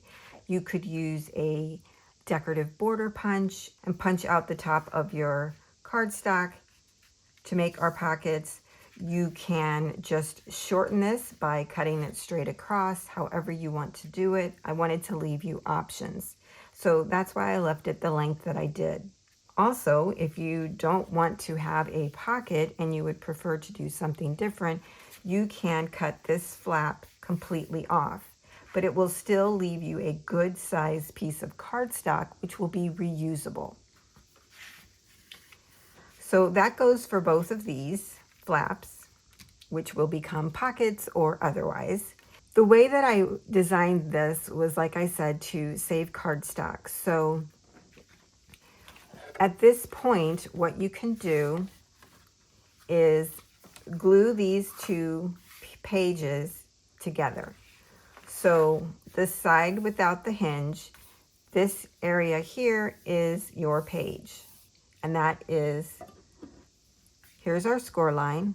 So from the score line over, this is the size of our page, 4 3/4 inches wide. You can glue all of this and then flip it over onto the other piece, and then you'll have one sturdy page. Another option is that you can turn this into a pocket. Now you can turn it into a pocket by adding adhesive down the side, the bottom, and up the other side, and then you would have a top loading pocket. You can also make a side loading pocket. Now if you do that, do it in this direction. You're going to want to add adhesive across the top, down the side of the paper, and down the bottom. No adhesive where the score line is. And you fold that over and glue that down. So your pocket then would be going in this direction. Okay? Now we have to glue these two pieces together at this stage because what we're going to be doing is cutting off the 1/4 of an inch gusset or section. Let's call it a section. We're going to cut off this 1/4 of an inch section. We're just cutting it straight off. This was the only way I could figure out how to save on cardstock, was to add a little gusset in here, keeping the pages together, and then gluing the pages, cutting off the gusset, will then open up these 1/2 inch hinges on both sides, and hence opening up this side of the page. So here is an example of what I just talked about. So this is the way that the hinge will sit in our book, right? So this is the front of our first page, let's say. This is going to be a pocket, however we fix it. We're going to have a 1/2 inch hinge here. When we turn this over, we'll have another pocket, and we'll have a 1/2 inch hinge here. Now, like I mentioned, you can glue this 2 ways. If you glue it in the U way, your pocket will be here at the top, right here. If you glue it in the C method, your pocket will be here. Now, if you look at this presently and line these up, you see I've cut off the 1/4 of an inch. What did I call it? I don't know. I can't remember. I cut off this 1/4 of an inch spacing here, and it opened up my 1/2 inch hinges. So when I opened it up, it allowed me to then have a pocket here in the middle. I didn't glue this all the way together so that I could show you that you could have your pocket here at the top or a side loading pocket. Personally, I'm not going to do pockets. I'm going to glue mine all the way down. I think putting a pocket in between here could be cumbersome at first, but later on it might be fine. But because we are adding, if you remember from the reveal, we're adding our banner pieces here on the 1/2 inch hinges. So when you first make this, the banner piece is meant to come off of the hinge. So if you make this a pocket and put stuff in there, it could just cause this to fall off without really meaning to initially. When you're done using the banner, we put it in, we glue it onto the hinge, right? And then the pocket would be fine to use without any issues of this possibly falling off. So that was my only concern. But because this is going to someone, I'm not going to leave that as an option, just for easier clarification for the recipient. But if you're there and you give them the gift and you can explain it to them whatever, I think that would be fine. But I think the top loading pocket would be a good option. But then you got to remember you'll have only a 1/4 of an inch between the page and the edge of our cover. If you want a wider cover because you want to put a tab on whatever you put into your pocket, you might want to expand your cover height to be tall enough to accommodate any tabs that you might add onto pieces that you put in a top loading pocket. Hope that makes sense. So now, let's get back to gluing this down. I'm gluing my 2 pages completely together. When you add your adhesive, do not add adhesive in the area where beyond the score line. So here's our score line. So this section here in the middle, over to this score line, do not add any adhesive. No, no, no, no, no. Only add adhesive here or here. Or like I said, you know, in the U or the C. All right. So I'm going to go ahead and glue mine all the way down. Like I mentioned, you could alternate your pages, have some be pockets and have some not be pockets. There's just so many options here. And I'm taking the time to explain this a little bit more in depth, just so that there's no confusion. But if there are questions, feel free to leave them in the comment section below and I'll get back to you. Okay, I'm just gonna fold this over. And what's nice about this is it's all gonna line up, right? Because we've done our scoring and our folds, and it makes it a little bit easier to put our page together.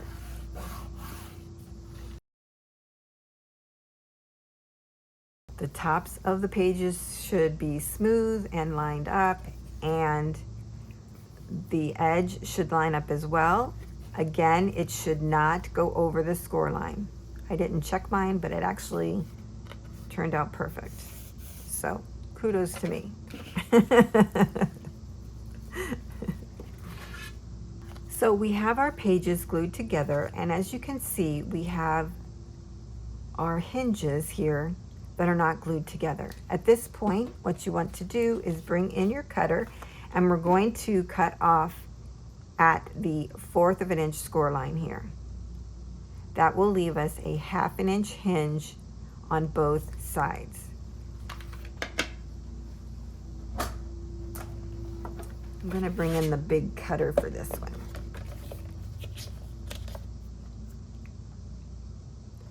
What's nice is we have that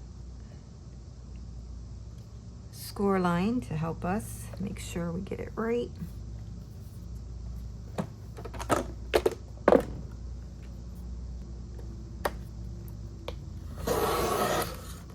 Okay, so I've cut off my 1/4 of an inch piece.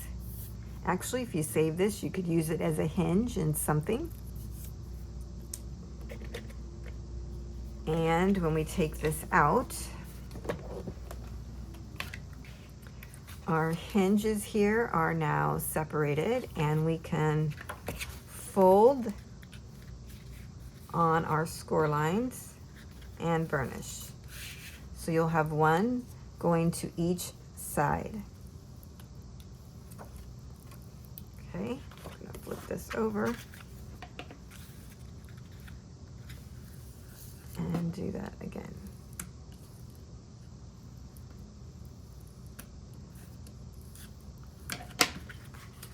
And everything should be nice and smooth. And what I'm also going to do here is at the top, I'm going to do an angle cut, just a small one. I've got both of the hinges together and just making a small angle cut. See that? Maybe 1/8 of an inch cutting off there. Like that. What that allows us to do is to take our base panel piece, sliding that down over the hinge. It's easier to do when it's on the table. And folding that over, and now we've created a flip on our page. So that's an example of how the hinge will work. What you want to do now is to create 5 more of these pages. I'm going to create mine offline, and then I'll be back. Now we're going to talk about the pages, and I'm going to move this aside. So here's all my pages. This is the fun part, right? When I was creating this,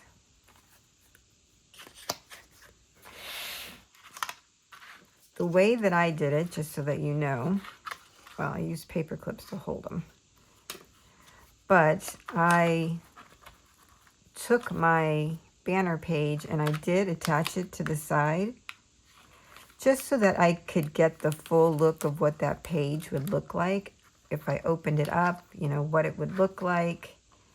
And that was really helpful. So I wanted to mention that to you too as you go through this and you're trying to pick out your pattern papers.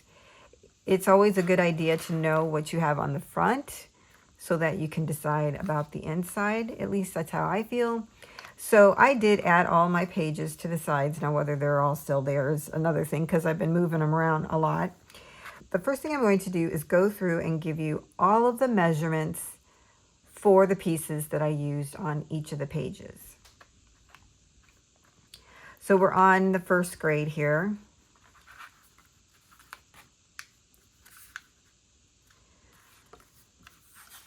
What I want to show you for all of my pages, there are 6 pages. What I did was found a die in my stash and it cut out a border of stars, and I thought that was perfect for this album. So I did all of the front pocket pieces this way. So all of them have this star cut out. And that was just a die I had in my stash. Now you can use a punch, you could use a border punch, you could do a die like I did here. It was a border die. I just think this really pulls it all together in my opinion. So that's what I did on the front of all 6 pages. The first pocket has the stars. On the back side, I did different things, but mostly I ended up cutting off the big pocket piece that we had at the bottom. This one is different. I'll show you that in a moment. But I think most of the other ones have all been cut off. And then I used the cutoff when I was doing other things related to this project. So let's go back to the first one. I think I'll walk through this one just to show you how to get your pocket down, and then from there on we'll see how I'm going to do that. So the back pocket piece measures 4.5 by, now you're not gonna like this, but 4 5/8. You can go to 4.5, but the die that I used, it would be right at the edge of this star, and I didn't want it to have the possibility of showing the black underneath, so I made it an off measurement. But I must also say, depending on what kind of border that you're going to do, if yours is cut straight across, or if you cut it down, or if you do a border punch, whatever, your measurement is going to be different than mine. And it's the same with the back piece as well as the front piece, because I want my back piece to cover all of my cutout. So I'm making it a little bit longer, and I'm going into the 8ths, which I know a lot of you don't like. It doesn't bother me. I don't know why.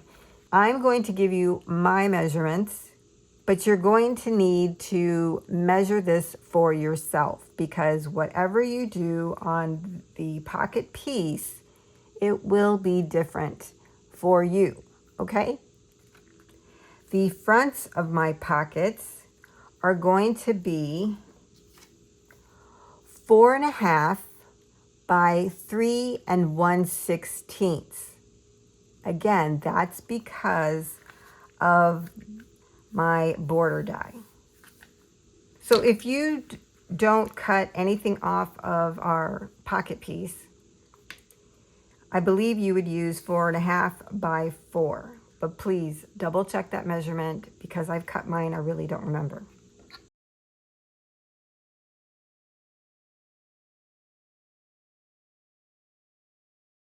For my pocket piece, on all of them, all you do is just add a line of glue down the sides,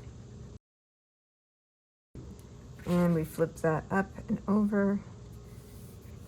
At this point, I assume you've checked all of them and none of them are going over the score line there. You don't want that. It will cause havoc with your hinge there. Okay, that looks good. And then we want to add on our bottom piece.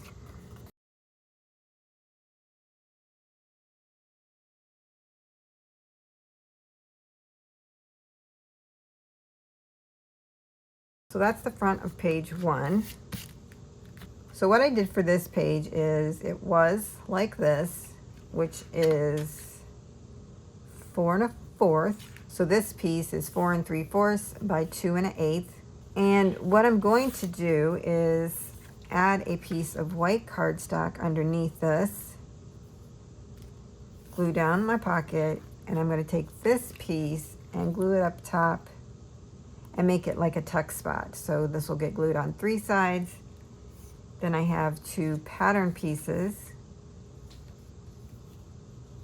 I think I'm doing them this way.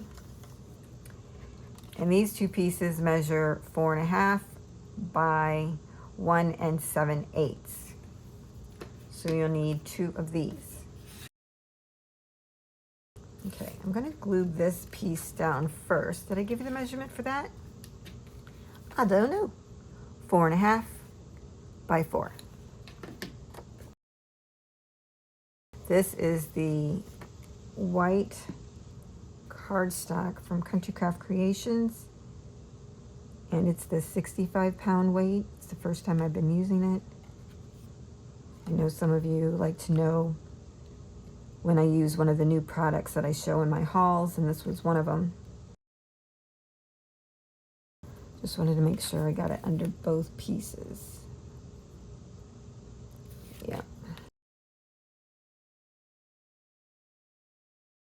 Okay, now we can add adhesive to the 2 sides of our little pocket here and glue this down.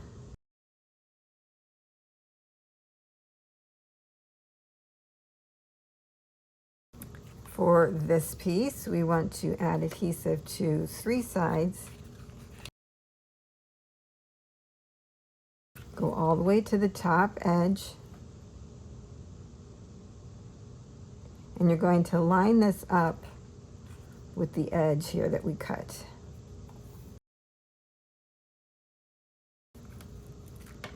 Now, because I've been lifting this up, my banner piece keeps coming off, but that's okay.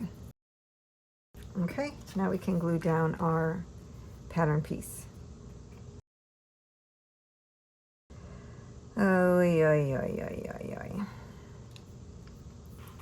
So we need to find out our closure before we put that down. I'm going to dry fit this to see where I want it.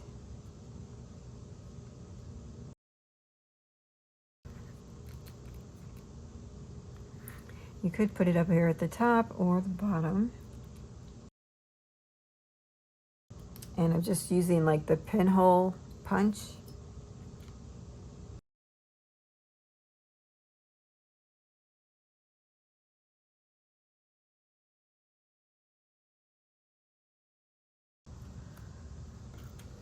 So my brad posts are that long, and I cut it down to be a little bit less than that.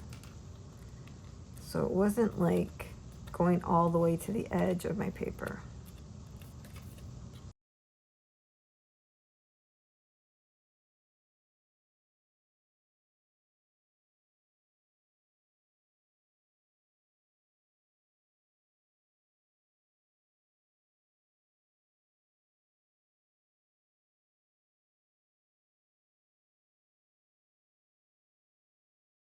So now we can tuck up at the top or the bottom, either way works. And oh, this is why this fell off, because I didn't put my closure on. Did you guys tell me? I didn't hear you.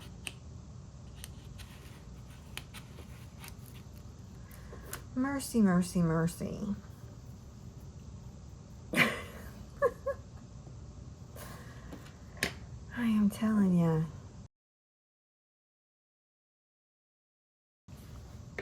I'm going to fix that off camera and I'll come back. Okay, so that's how we put together our first page. So now I'm working on our second page, which is grade 3.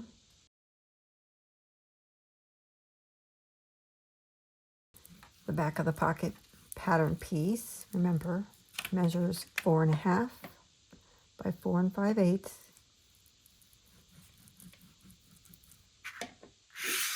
I'm going to glue down my pocket by adding adhesive to the sides.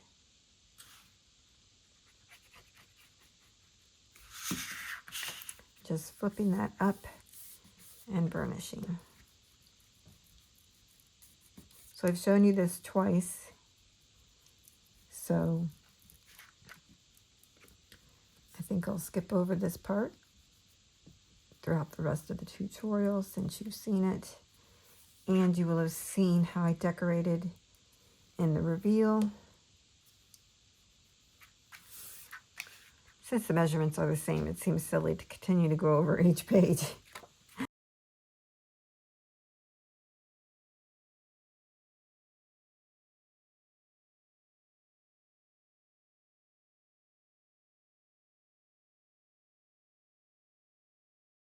So really it looks like if I go up from the corner in a diagonal about 3/4 of an inch and make my hole, that's a good spot.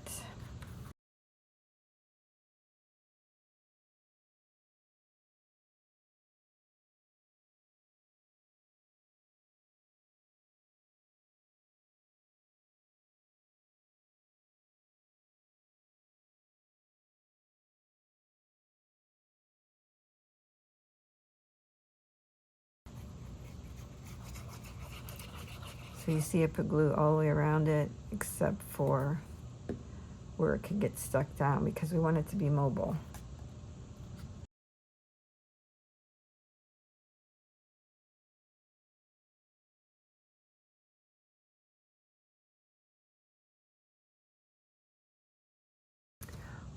For the back side of this page, you're going to need 1 full piece of cardstock or pattern paper. I'm using cardstock because, like I mentioned earlier, I was running out of pattern paper. 4.5 by 7.5. Gonna glue this all the way down. Then I was going to create a belly band, and when I got done, I didn't like the looks of it because of the way that it layered. So I decided to then move this to make it a side tuck. And I like that look a lot better. So that's what we're doing. The base cardstock piece for the tuck spot measures 2 1/8 by 7.5. And then your pattern piece measures 1 7/8 by 7 1/4.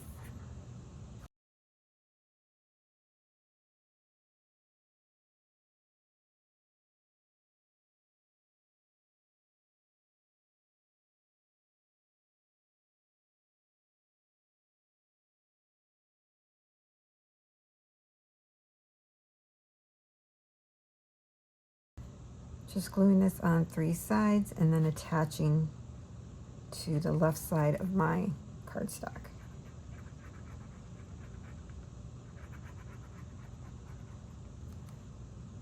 Now I did get some gray shimmer cardstock in my design team package, and since I'm already using a lot of black, I decided not to use it for this project, so I'll probably use it in the future, but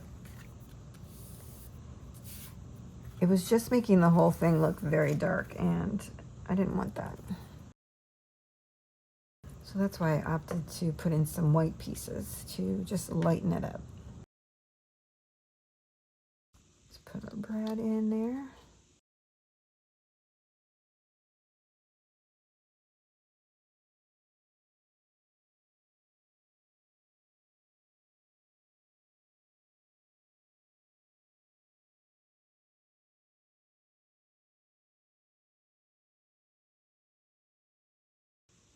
That's our second page. Okay, we're on our third page, and it is the 5th grade. I've gone ahead and glued down my back pocket piece as well as my front, added my closure. And I've shown you that 2 times before, so from here forward, that's what I'm going to do. On the back side, I did something a little different. So I had, I wasn't really using the words because they were all kind of too long or they just weren't the right size. So I thought I would cut off part of it to be just the page design, right? I don't know, I kind of like having just this collage of words. I really wanted to use the hashtag finally done. I just thought that was super cute. And when I cut it out, it's on the, I'm not quite sure actually. I think this is in the top right corner if you're looking at this side of the cardstock, if I'm not mistaken. So this, of course, measures 4.5 by 7.5.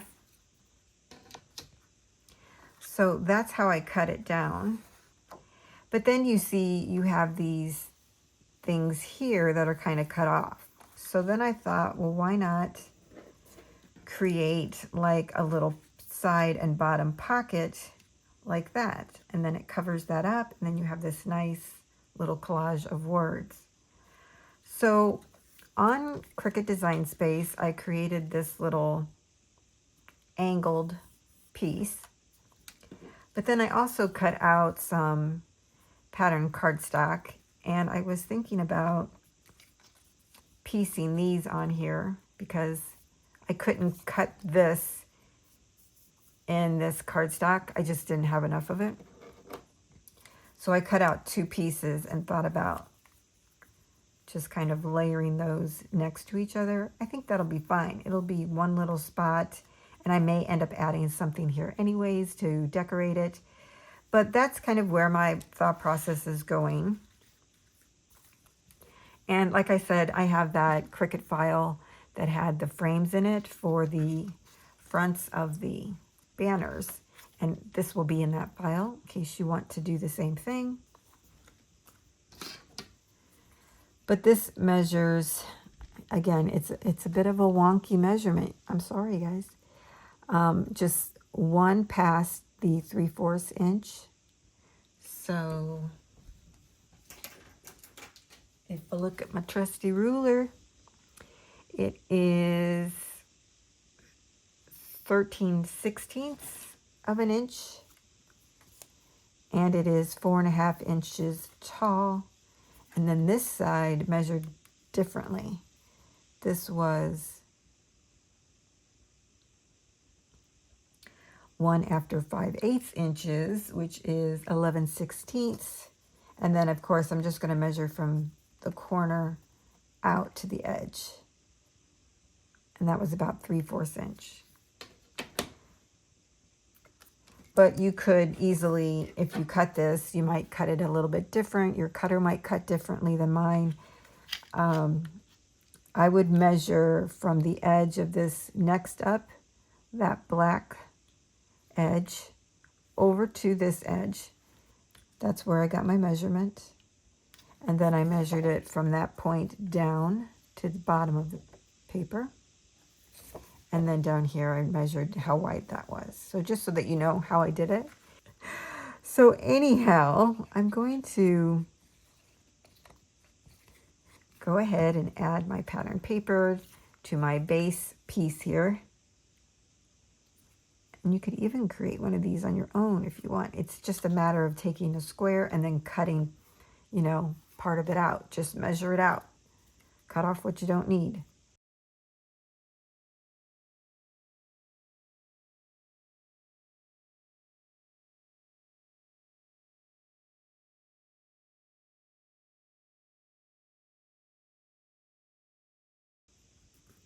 Again, I'm butting that up to where it's super close. I mean, you can almost not even see that line, you know?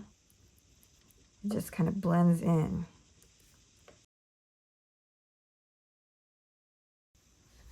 Now I thought about making this kind of a pocket, so I'm going to glue it down on two sides and see how that works. I may glue this side down all the way here. And might leave that one open just to see how it comes out first. So gluing here, down at the bottom, just a thin line of glue.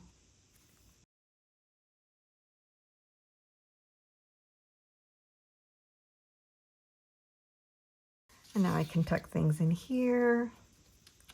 I can tuck it like at a corner. Look how cute that is. I like that. That's cute. So yeah, kind of fun. Now I will have to put my closure in here.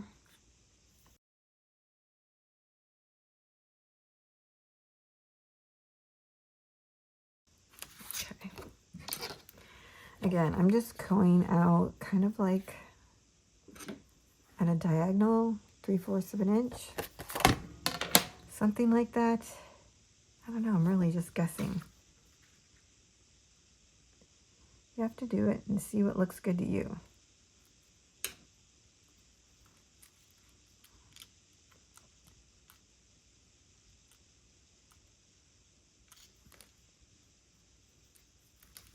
I'm really guessing. So my little brad things won't all be in the same place, but I'm not going to worry about that. Ain't nobody going to measure them out.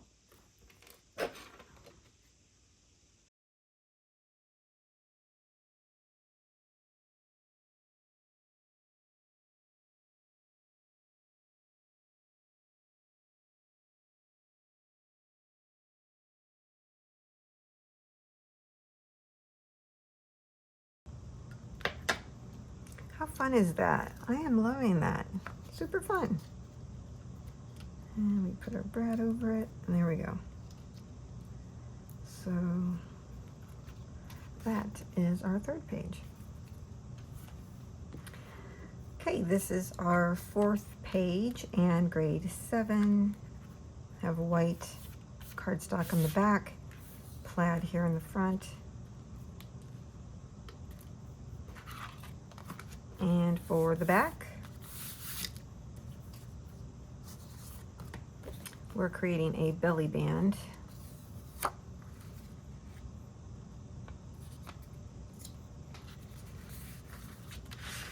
So for the belly band, you're going to need one piece of cardstock to mat it. And the way that I matted this so it would fit, because a lot of these words in the collection were very long and they weren't fitting in the size mini album that I created. So here I did some strategic cutting. So I'm just putting a border at the top and the bottom and not at the sides, which is something I would normally do. So I cut the congratulations down to 4 5/8 by, well, whatever the height is. And then the matting cardstock is, oh yeah, 4 5/8. That's correct. I'm like, that's not right. By 1 3/8. I just gave it a thin border on the top and the bottom.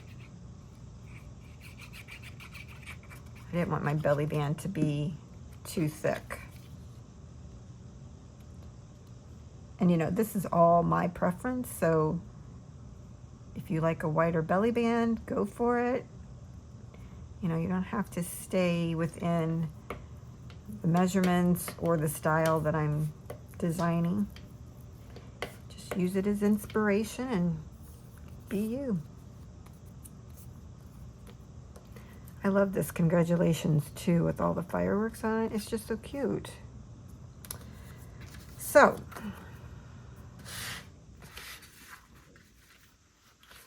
another thing, my base page measures 4 1/2 by 7 1/2, but unfortunately I cut mine short by 1/4 of an inch. So what I'm going to do is put it on and then use a border sticker up here at the top. I think that'll be really cute. But yours should be 4.5 by 7.5, okay? Now I'm going to figure out the placement for my closure.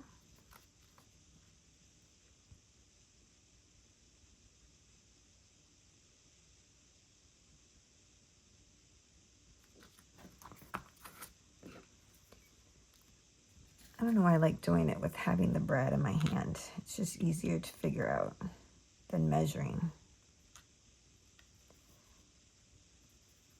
Somewhere about right there. I hope y'all are able to see everything I'm doing.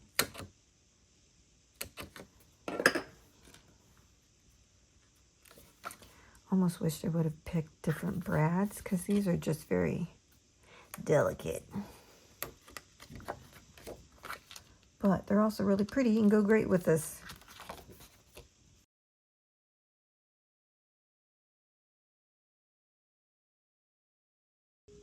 So when I add mine, I'm looking at the bottom because I already know it's short. And I'd rather add the border to the top than the bottom.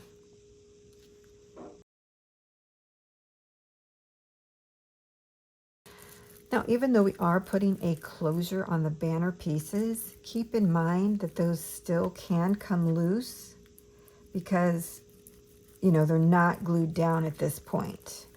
But once you've used the banner for the party or whatever, you know, the idea is to glue them down onto the hinge. And then they'll be secure. They'll be secure on the hinge, and then they'll be secure with our closure. So just wanted to remind y'all. Okay, and then we can glue. Oh, look how cute that is. So cute. I love it.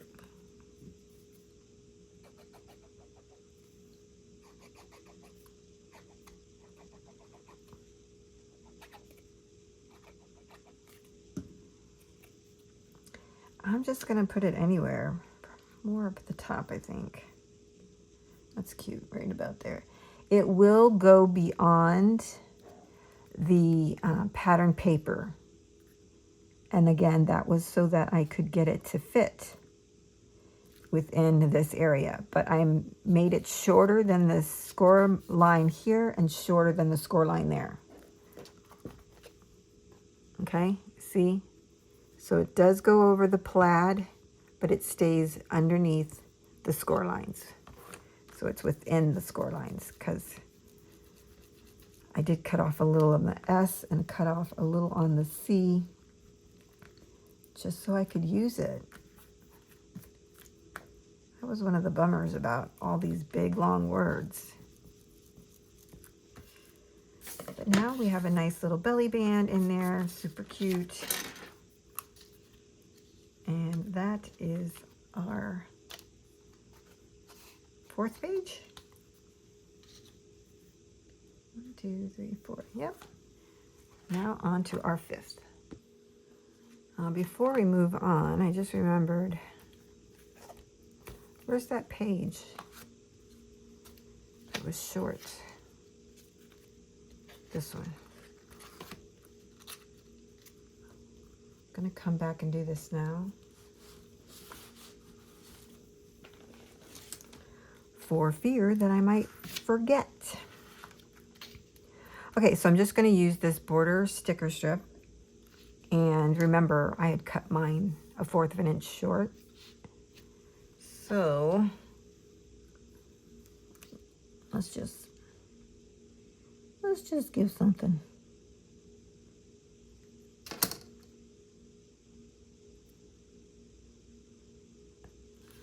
It looks right, yeah.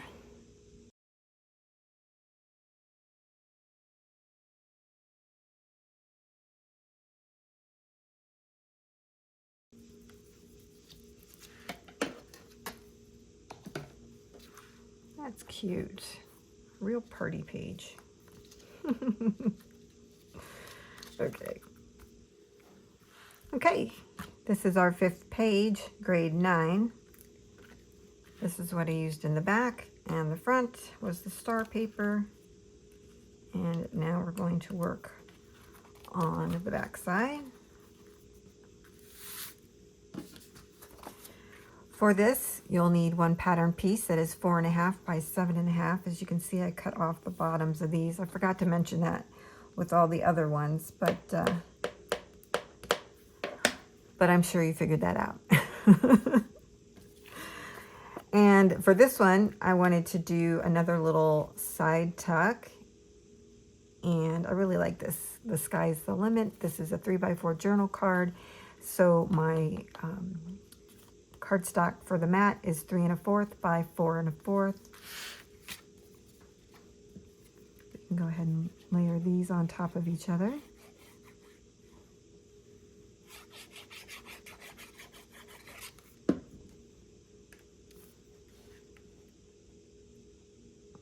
Oh, that's right. Let me check the measurements on this for you guys because it's smaller than I thought it was.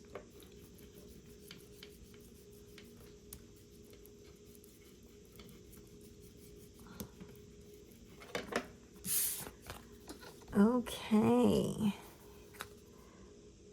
So the card is 3 by 4. And the black cardstock that I'm matting it is 3 1/8 by 4 1/8. So it just has 1/16 of an inch border. And I think I was going to put this, I thought about putting it here, but I don't know. Oh, got a goober on my...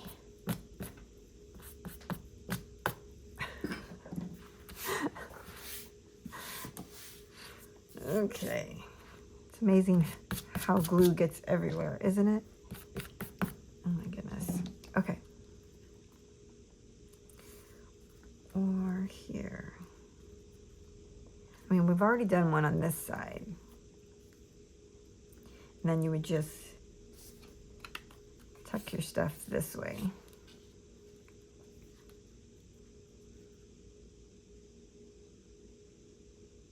Okay. Yep, that's cute.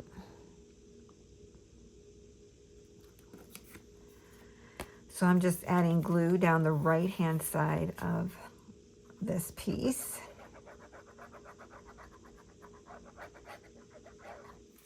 So we have a nice little tuck spot. And I'm going to, so it's about 1/8 of an inch on each side, on the white there and on the black here. But let's see. It's about 1 5/8. You guys are probably killing me. It's about 1 5/8 inch down, but certainly put it where you want it. I'm always in the 8s. I'm so sorry. I can't help myself. I'm just odd that way, I guess. Oh, too funny. Close that, bringing out my brad. Oh my gosh, we're almost done. So exciting. Again, just guessing. But look, they look the same every time I do it. Now, if you just have a brad that has a ball on it, you do want to put a paper or an ephemera piece or something onto the brad because you won't have anything to hold the page down, right? Because since my brad has this nice little flourish on it, I have all this extra piece right here to hold down my page. But if it's just a regular brad, like a, button top brad, you're going to need something else on there. Probably should have said that sooner, but I just assume you all know. So yeah, if your brads look like this, you need something there. so that it will hold the page. You can't just stick the brad in there and it's not going to work, okay? So I would cut out, maybe cut out a star, like a 1-inch star or something, and put this in the center of it, and then use the star as your closure, which is what I have here. I have this flourish to be my closure part. Okay, that's a good idea. You could do the stars, you could do hearts, something fun like that, circles, whatever works.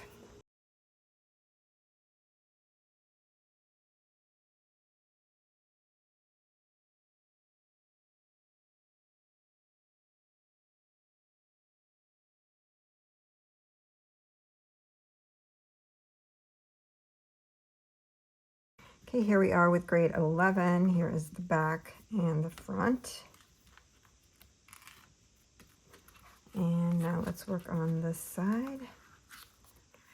Since this is the last grade and, you know, the one that we're celebrating the most on graduation, I decided to use the one with all the hats. And I'm just going to have this fill the whole sheet. And I'm not going to do anything special on here, so that if they want to put one large photo, they can. If they want to put a couple small ones, then they have the option to do that.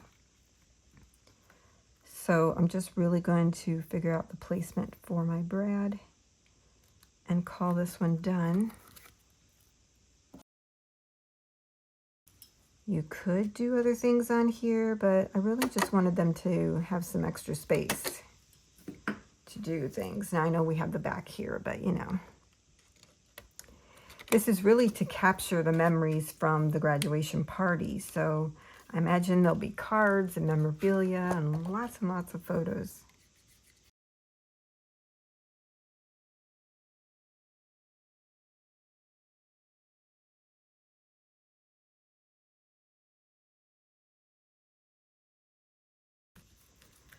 I mean, I could add something like this, or right here in the middle. That's cute. They could tuck a photo in the top, photo in the bottom.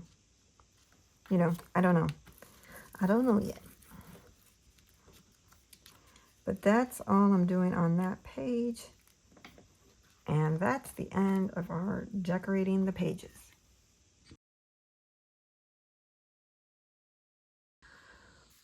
Okay, now we're at the stage where we want to add our pages into our mini album.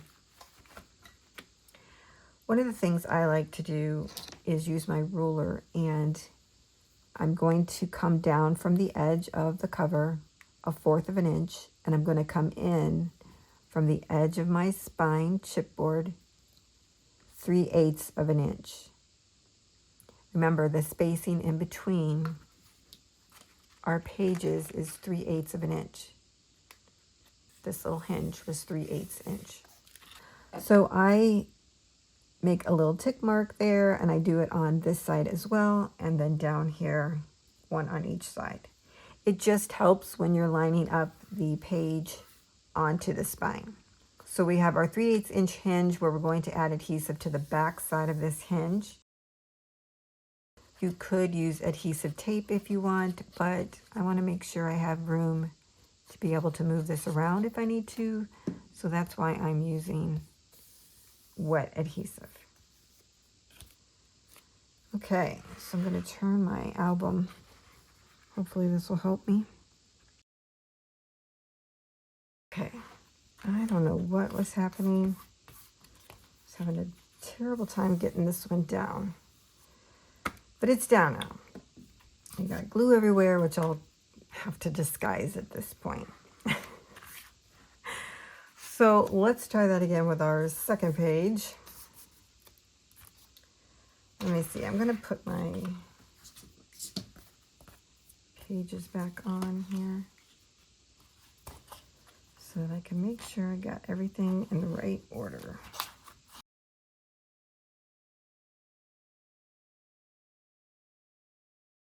All right, so page 3, adding adhesive to my hinge. I'm going to try this again. Should be easier this time. You know, the key thing is to get that first one down as best you can, as exact you can, right? We need 1/4 of an inch here, spacing on the top and the bottom, and the 3/8 inch spacing here. For the second one, all we do is butt it up to the edge of our 3/8 inch hinge right here and line that up. And so it's easy from that point on, but you have to get that first one to be, you know, fairly exact so that your pages aren't wonky and everything looks good. I wish I could get over my project. That's the problem I'm also having. Make sure these are lined up at the top and the bottom, and then burnish. So we just keep going and adding our pages.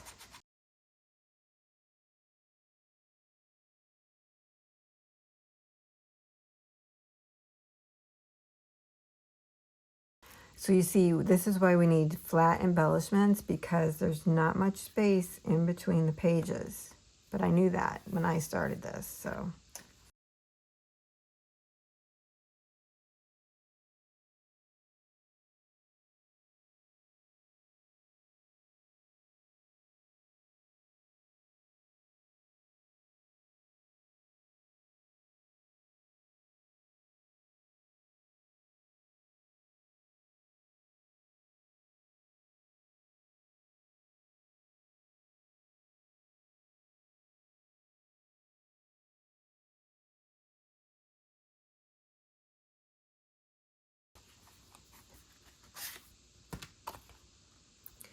For our last page, I know we've been putting our L hinges in like this. But what we're going to do is flip this around to where the hinge is on the left-hand side.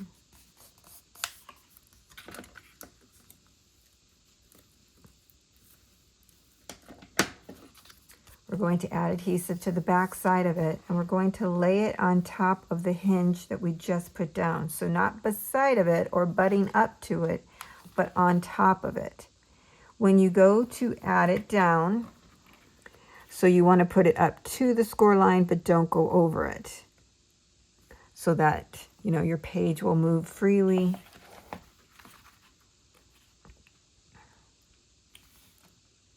All right. So we're taking this page, the L hinge is on the left-hand side instead of the right, and we're going to overlap this hinge with the one we just put down up to the score line, but not over.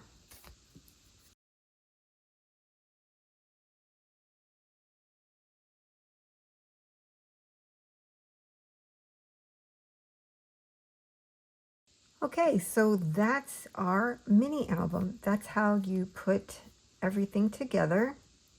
I'm going to finish doing any of my decorating off camera. You will have seen what I did, any final touches in the reveal.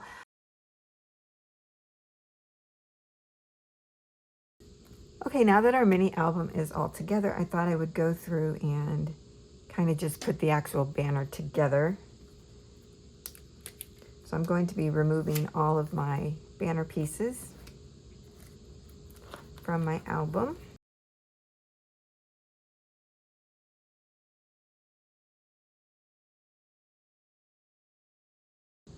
And now we can set this aside. Okay, I have all of my banner pieces here. I've pulled out some wooden beads, and I have some yarn. I even pulled out a threader because I think I'm going to need it to get these two to work together. Now, I have kind of kept this whole project very neutral, because the next people I know in my family graduating is a boy. So in case I give this as a gift, I want to be able to do that. So if you're using a girl, of course you can zhuzh it up and do whatever and use different types of beads, but I'm just keeping mine neutral. Okay, so since I don't really know how much yarn I'm going to need, I'm going to leave it on the bundle here, I think, but 1, 2, 3, 4. So I'm going to start with about 4 arm lengths, whatever that is. Let's see.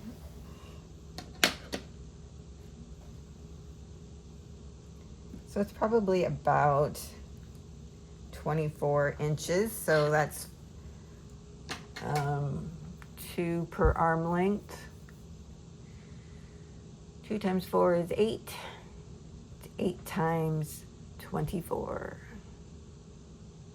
No, 8 times 12, and then you'll have your amount.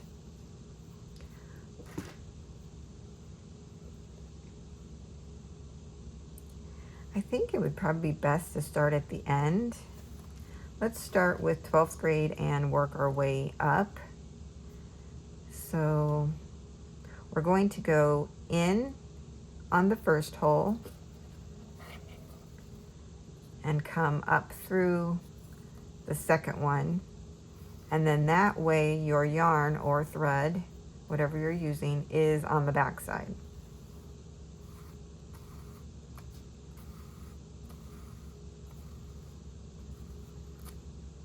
Okay.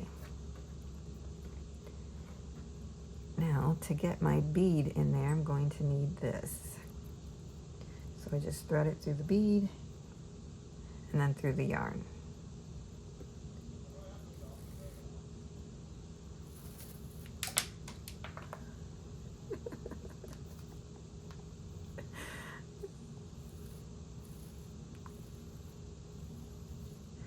I like having a spacer between the 2 banner pieces, but you don't have to have one. A lot of people don't do that. You could hang a tassel from it, but remember, however you create the banner, we will in the end cut the yarn or thread off and put the banner piece into the mini album. So it's up to you whether you add all these additional pieces or not.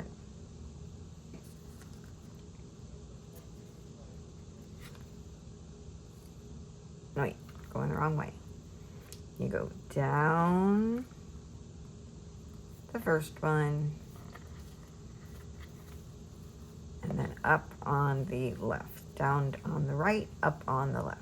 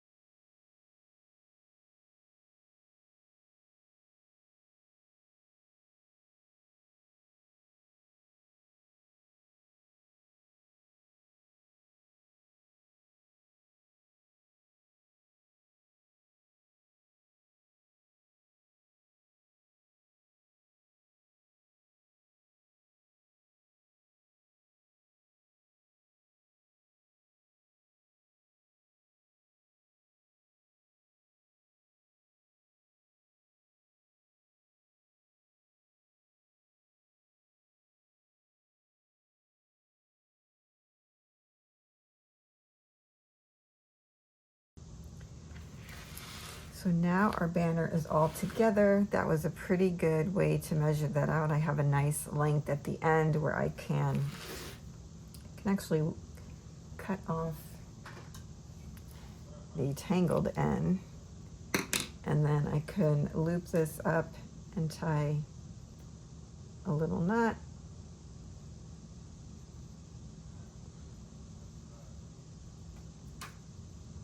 Just to give it a little loop there. And then I can use this to tie it up. It will look like a little tassel hanging down. I can do the same on the other end. And that is the banner then ready to be hung. I think this is cute with the beads in between it. So I'm going to hang this up and or lay it out and show you all what it looks like.